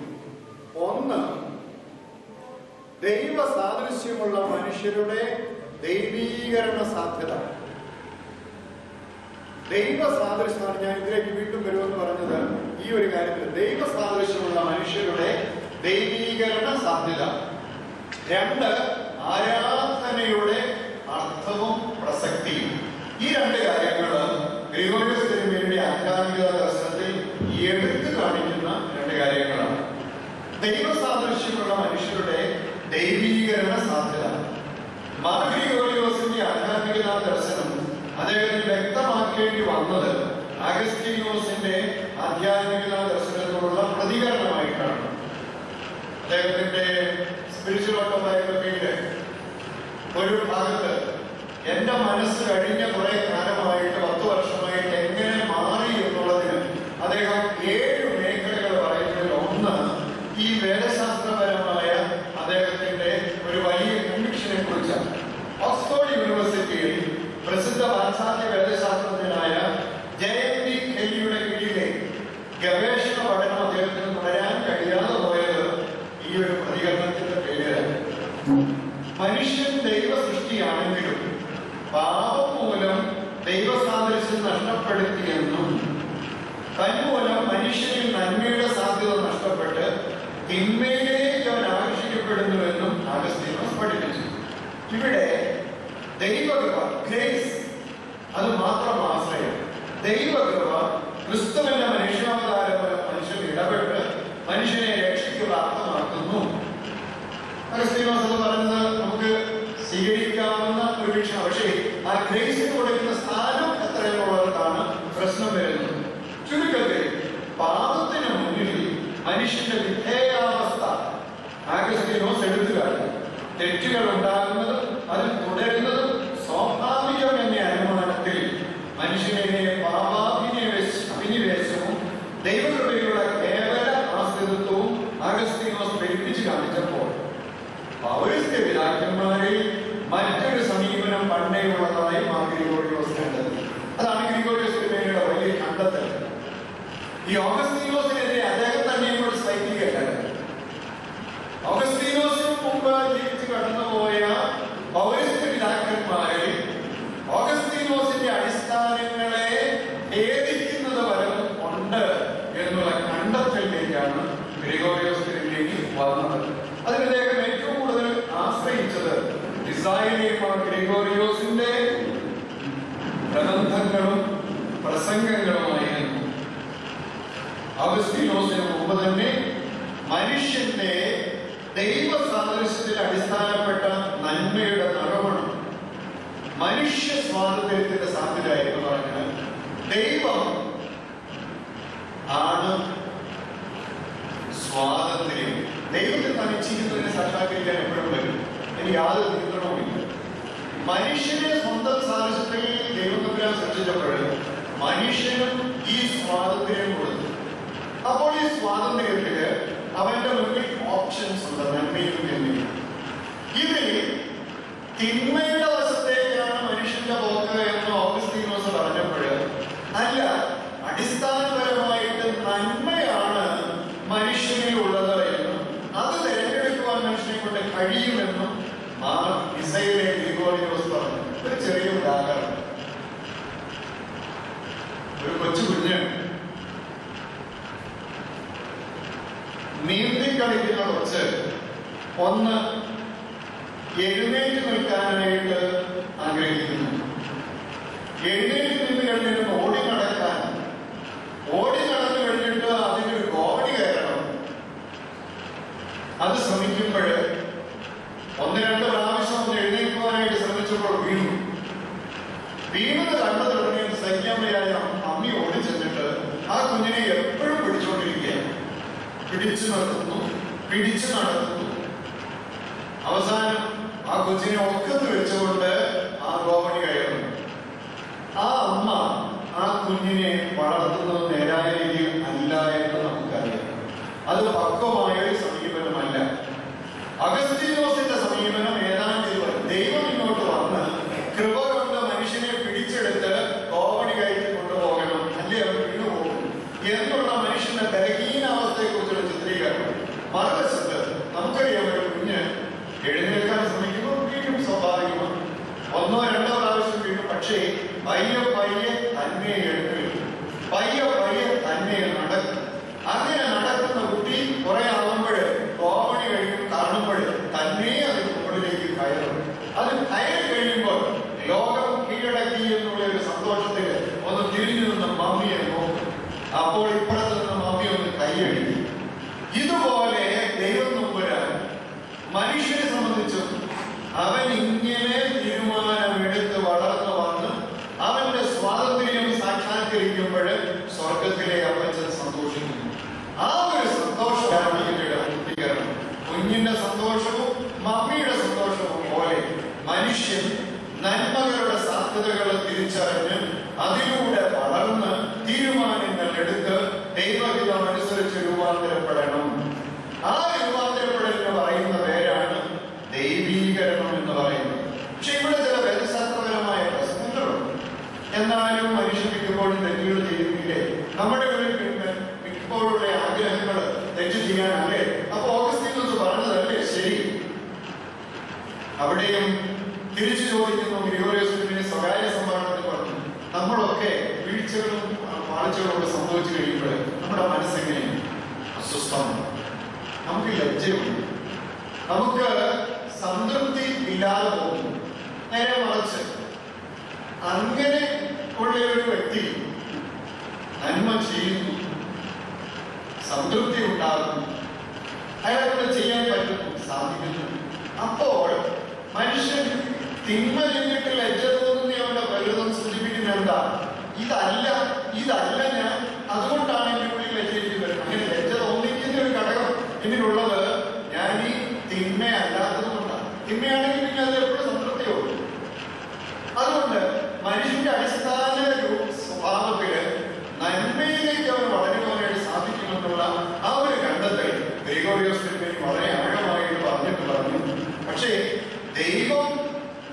ആയിരിക്കുന്ന അവസ്ഥയിലേക്ക് മനുഷ്യനൊരിക്കലും പൂർണ്ണമായിട്ട് എത്തിച്ചേരാൻ പറ്റുകയില്ല. ദൈവവും സൃഷ്ടാവും സൃഷ്ടിയുമാണ്. എന്നാൽ ദൈവവും സൃഷ്ടിയും, അതായത് സൃഷ്ടാവും സൃഷ്ടിയും തമ്മിലുള്ള അകലം അതിന് അദ്ദേഹം ഉപയോഗിച്ചിരിക്കുന്ന പദം ഡയാസ്റ്റിയമാണ്. ഡയാസ്റ്റിയം ഒരു ഗ്യാപ്പ് ഉണ്ട്, അതില്ലെന്ന് പറയാൻ പറ്റില്ല. പക്ഷേ ഈ ദൈവം മനുഷ്യനെ സൃഷ്ടിച്ചതുകൊണ്ട് ഈ മനുഷ്യന് നിലനിൽക്കാൻ പറ്റുന്നതും സ്വാതന്ത്ര്യം ഉപയോഗിക്കാൻ പറ്റുന്നതും എന്തുകൊണ്ടാണ്? ദൈവത്തിന്റെ ഒരു സ്വഭാവം അവന് കിട്ടിയിട്ടുള്ളത് കൊണ്ട്. ഒരു സൂര്യന്റെ പ്രകാശം, സൂര്യനെ എടുക്കുക, സൂര്യന്റെ ഉണ്മയിൽ എന്താണെന്ന് നമുക്ക് തിരിച്ചറിയാൻ വേണ്ടി ബുദ്ധിമുട്ടാണ്. പക്ഷേ സൂര്യന്റെ പ്രകാശവും സൂര്യന്റെ ചൂടും നമ്മൾ അനുഭവിക്കുന്നു.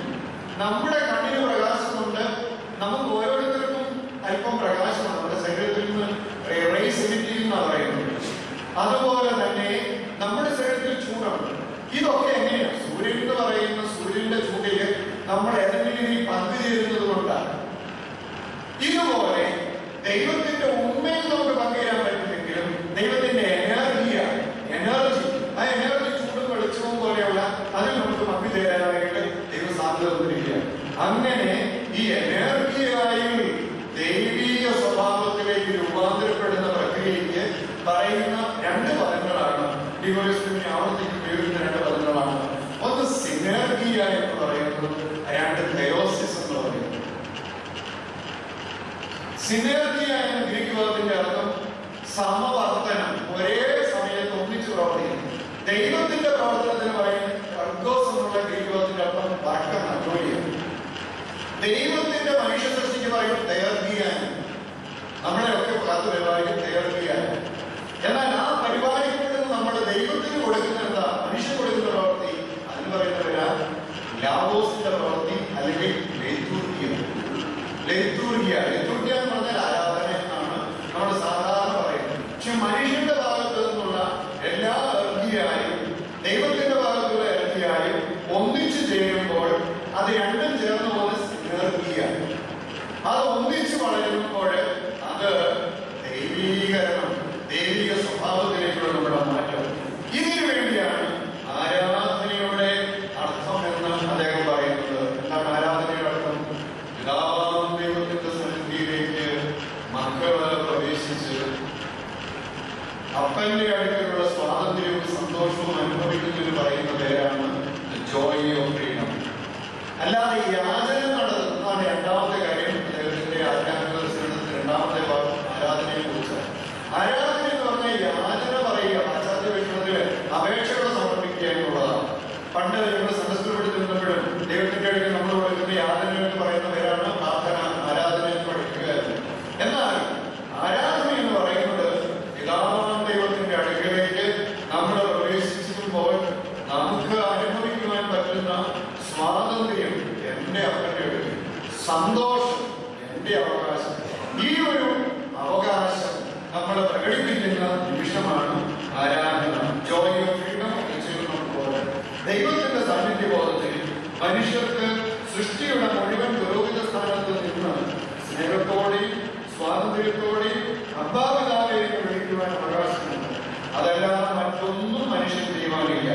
അതുകൊണ്ട് ആരാധന യാചനയല്ല, ആരാധന അതിൽ തന്നെ സമ്പൂർണമായ സ്വാതന്ത്ര്യ പ്രകടനമാണ്. അതുകൊണ്ടാണ് ആരാധന സ്ഥലകാല പരിധികൾക്ക് അപ്പുറത്തേക്ക് മനുഷ്യനെ പ്രവേശിപ്പിക്കുന്നതെന്ന് മാർ ഗ്രിഗോറിയോസ് എടുത്തു പറഞ്ഞത്. ജോയ് ഓഫ് ഫ്രീഡം എന്ന മാർ ഗ്രിഗോറിയോസിന്റെ ആദ്യ ഗ്രന്ഥം പ്രായപൂർത്തിയായെന്ന് അവകാശപ്പെടുന്ന ആധുനിക മനുഷ്യന് ആരാധനയുടെ ആവശ്യം എന്ത് എന്ന ചോദ്യത്തിലുള്ള പ്രതികരണമായിട്ടാണ് എഴുതിയിട്ടുള്ളത്. ഒരാശ്രിതന്റെയോ അടിമയുടെയോ ആവശ്യം പറയലല്ല ആരാധനയെന്നും മക്കളുടെ പക്വതയും പ്രായപൂർത്തിയും മാതാപിതാക്കളെ സ്നേഹിക്കുവാനുള്ള അവകാശവും സ്വാതന്ത്ര്യവുമായിരിക്കുന്നത് പോലെ സ്വർഗീയ പിതാവിന്റെ അടുക്കലുള്ള ദൈവമക്കളുടെ സ്നേഹത്തിലുള്ള സ്വാതന്ത്ര്യവും അതിന്റെ ആനന്ദവുമാണ് ആരാധനയെന്ന്, അതാണ് ഓഗസ്റ്റ് ആരാധന മൂലമന്ത്രമെന്ന് പറഞ്ഞപ്പോൾ അത് അനേകം ഹൃദയങ്ങളിൽ ഉള്ളിലേക്ക്. അതിന്റെ ബാക്കിയായിട്ട് ഗ്രിഗോറിയോസ് തിരുമേനി പൗരസ്ത്യ ആരാധനയുടെ ചില വിശിഷ്ട സ്വഭാവങ്ങൾ കൂടി എടുത്തു പറഞ്ഞു. അവയിൽ ചിലത് മാത്രം എടുത്തു പറയട്ടെ വേഗത്തിൽ. ഒന്ന്, ചരിത്രത്തിന് അപ്പുറവും ഇപ്പുറവുമുള്ള സമസ്ത സൃഷ്ടിയും പങ്കുചേരുന്ന ഒരു അനുഭവമാണ് ആരാധന.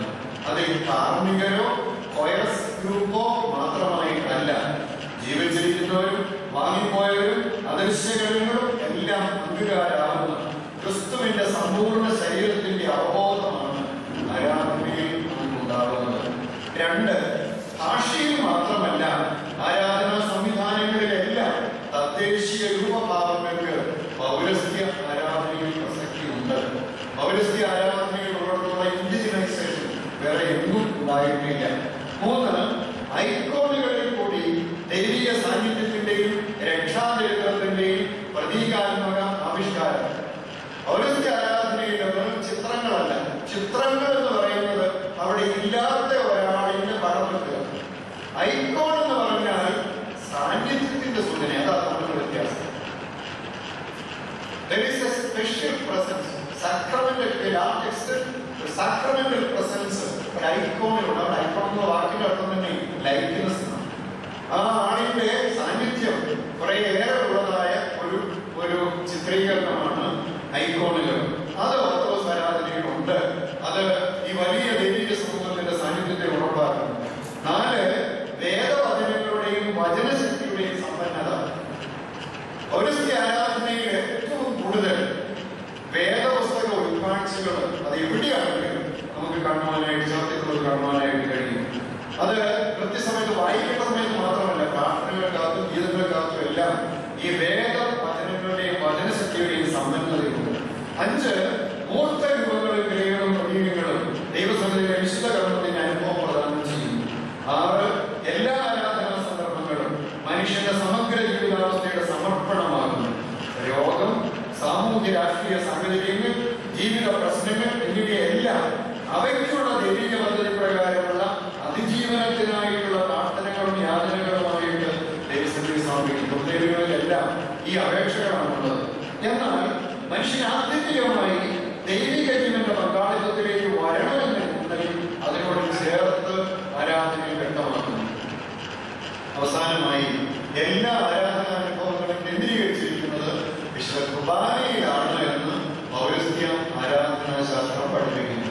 വിശുദ്ധ കുർബാന ഒരു കർമാനുഷ്ഠാനങ്ങളിലോ അപ്പുറമായിട്ട് ദൈവത്തിന്റെ സ്നേഹപ്രവാഹമാകുന്ന തേർക്കിയായും സൃഷ്ടിയുടെ സ്നേഹ പ്രതികരണമാകുന്ന ലൈറ്റൂർക്കിയായും ആയി ആത്യന്തിക ദൈവ മനുഷ്യ അല്ലെങ്കിൽ സൃഷ്ടി സമന്വയ വർത്തനം പരമ നന്മയിലേക്ക് എല്ലാവരെയും രൂപാന്തരപ്പെടുത്തിക്കൊണ്ടിരിക്കുന്നു എന്ന് പറഞ്ഞുകൊണ്ടാണ് മാർ ഗ്രിഗോറിയോസ് ആരാധനയെ കുറിച്ചുള്ള വാക്കുകൾ പൂർത്തീകരിക്കുന്നത്. ഈ ഉൾക്കാഴ്ചയുടെ അടിസ്ഥാനത്തിലാണ് മാനവീയതയുടെ മുഴുവൻ ഔദാശികത്വത്തെ കുറിച്ച് സാക്രമെന്റൽ ഹ്യൂമനിസം അദ്ദേഹത്തിന്റെ പരിസ്ഥിതി ദർശനത്തിൽ സൂചിപ്പിക്കുന്നത്. ഈ പ്രപഞ്ചത്തിൽ മനുഷ്യന്റെ സ്ഥാനം ഒരു ഔദാശികമാണ്. എങ്ങനെ? കുർബാനയിൽ അപ്പവീഞ്ഞുകൾ തിരുശരീര രക്തങ്ങളായിട്ട് മാറി മനുഷ്യന് പുതിയ ജീവനിലേക്ക് പ്രവേശിപ്പിക്കുന്നത് പോലെ മനുഷ്യൻ എന്ന് പറയുന്ന ഉദാശ ഈ പ്രപഞ്ചത്തെ മുഴുവനും തന്റെ ബന്ധം കൊണ്ട് തന്റെ സമീപനം കൊണ്ട് രൂപാന്തരപ്പെടുത്തി പുതിയ സൃഷ്ടിയായിട്ട് വരുത്തണം എന്നുള്ള സാക്രമെന്റൽ ഹ്യൂമനിസം അദ്ദേഹത്തിന്റെ പരിസ്ഥിതി ദർശനത്തിന്റെ ഭാഗമായിരുന്നു. ഞാൻ എന്റെ വാക്കുകൾ അവസാനിപ്പിക്കുകയാണ്. ഗ്രിഗോറിയോസ് തിരുമേനി ആധ്യാത്മികതയുടെ മേഖലയിൽ കൊണ്ടുപോയ കാര്യങ്ങളെ സംഗ്രഹിക്കുമെന്ന് വാക്കുകളില്ല. അവനിവിടെ സാദൃശ്യം പറഞ്ഞതുപോലെ തിരുമേനി ഉദാഹരണം പറയാറുണ്ട്. വലിയ വാരാവാരത്തെ ഒരരിപ്പ് കൊണ്ട് ഒരുവൻ ഉപയോഗിക്കുന്നത് പോലെ ശ്രമിക്കുന്നത് പോലെയാണ് മനുഷ്യൻ ദൈവിക കാര്യങ്ങളെ കുറിച്ച് പറയാൻ വേണ്ടി ശ്രമിക്കുന്നത്. അങ്ങനെ ഒത്തിരി കണ്ണകലമുള്ള ഒരരിപ്പുണ്ട്. ഞാൻ ശകലമൊന്ന് പോയി നോക്കിയെന്ന് മാത്രമേ ഉള്ളൂ. ഒന്നും കിട്ടിയിട്ടുണ്ടെന്ന് എനിക്ക് തോന്നില്ല. നിങ്ങൾക്കും എനിക്കും. എങ്കിലും അതിന്റെ പിന്നിൽ ഒരു വലിയ മനുഷ്യൻ ഒരു വലിയ ദർശനമായിട്ട് ജീവിച്ചുവെന്നും ആ ദർശനത്തിലേക്ക് അല്പമൊന്നും അടുക്കുന്നവർക്ക് ഒരു ശകലം മാറ്റം ഉണ്ടാകുന്നതും ഒരു സത്യമാണ്. അത് സത്യമാണ്. അത് സത്യമാണ്. നമുക്ക് നന്ദി. വളരെ വ്യക്തമായ ഒരു ധാരണ നമുക്കുണ്ടാകുന്നു. മനുഷ്യൻ അടിസ്ഥാനപരമായി നന്മ ഉള്ളവരാണ്. അടിസ്ഥാനപരമായ ഈ നന്മ സൃഷ്ടാവിൽ നിന്ന് നമുക്ക് ലഭ്യമായിട്ടുള്ളത്. അതുകൊണ്ട് നന്മയോടൊപ്പം നമുക്ക് നൽകിയിരിക്കുന്ന സ്വാതന്ത്ര്യം, ഈ സ്വാതന്ത്ര്യത്തെ വേണ്ടതുപോലെ ഉൾക്കൊണ്ട് അച്ഛനാദിച്ച സിനാർജിയെ അതുപോലെ തന്നെ ഗ്രിഗോറിയസിന് ഉപയോഗിക്കുന്ന മെറ്റോസിയ അല്ലെങ്കിൽ പാർട്ടിസിപ്പേഷൻ, അതിലൂടെ കൂടുതൽ കൂടുതൽ വളർച്ചയിലേക്ക് നീങ്ങുക.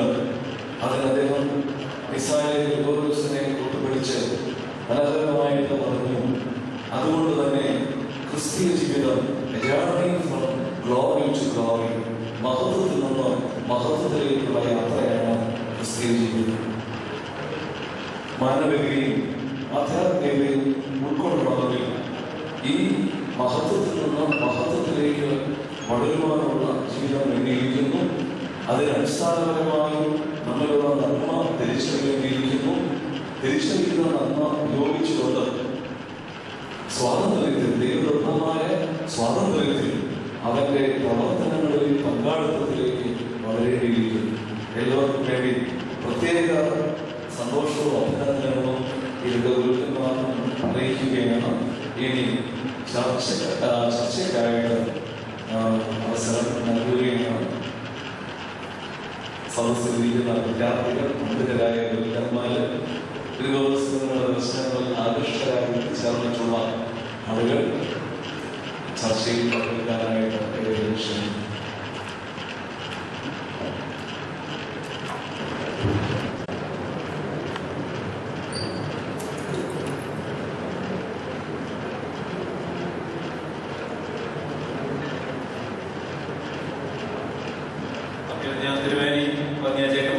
ഗുരുക്കന്മാരെ, സ്നേഹിതരെ, എല്ലാവരോടും ഉള്ള നന്ദിയും കടപ്പാടും അറിയിക്കുന്ന എന്നുള്ളതാണ് എൻ്റെ ചുമതല. മോഡറേറ്റർ ആയിരുന്ന secretary Abraham Triveni. It would be quite inappropriate from my part if we express a formal thank you to Triveni. Well, having said that, from the bottom of my heart, we would like to express our devotion and love to you for your graceful presence. Thank you very much. Again, Father David Priyan is not an exception to what I have said now. It will be again an inappropriate thing if I can express a formal thank. He is the head of our family. Thank you very much, Achan. And Achan has already left. We have extended our thanks to Achan, but in his absence, again, thank you. There are quite a few dignitaries and distinguished guests attending here.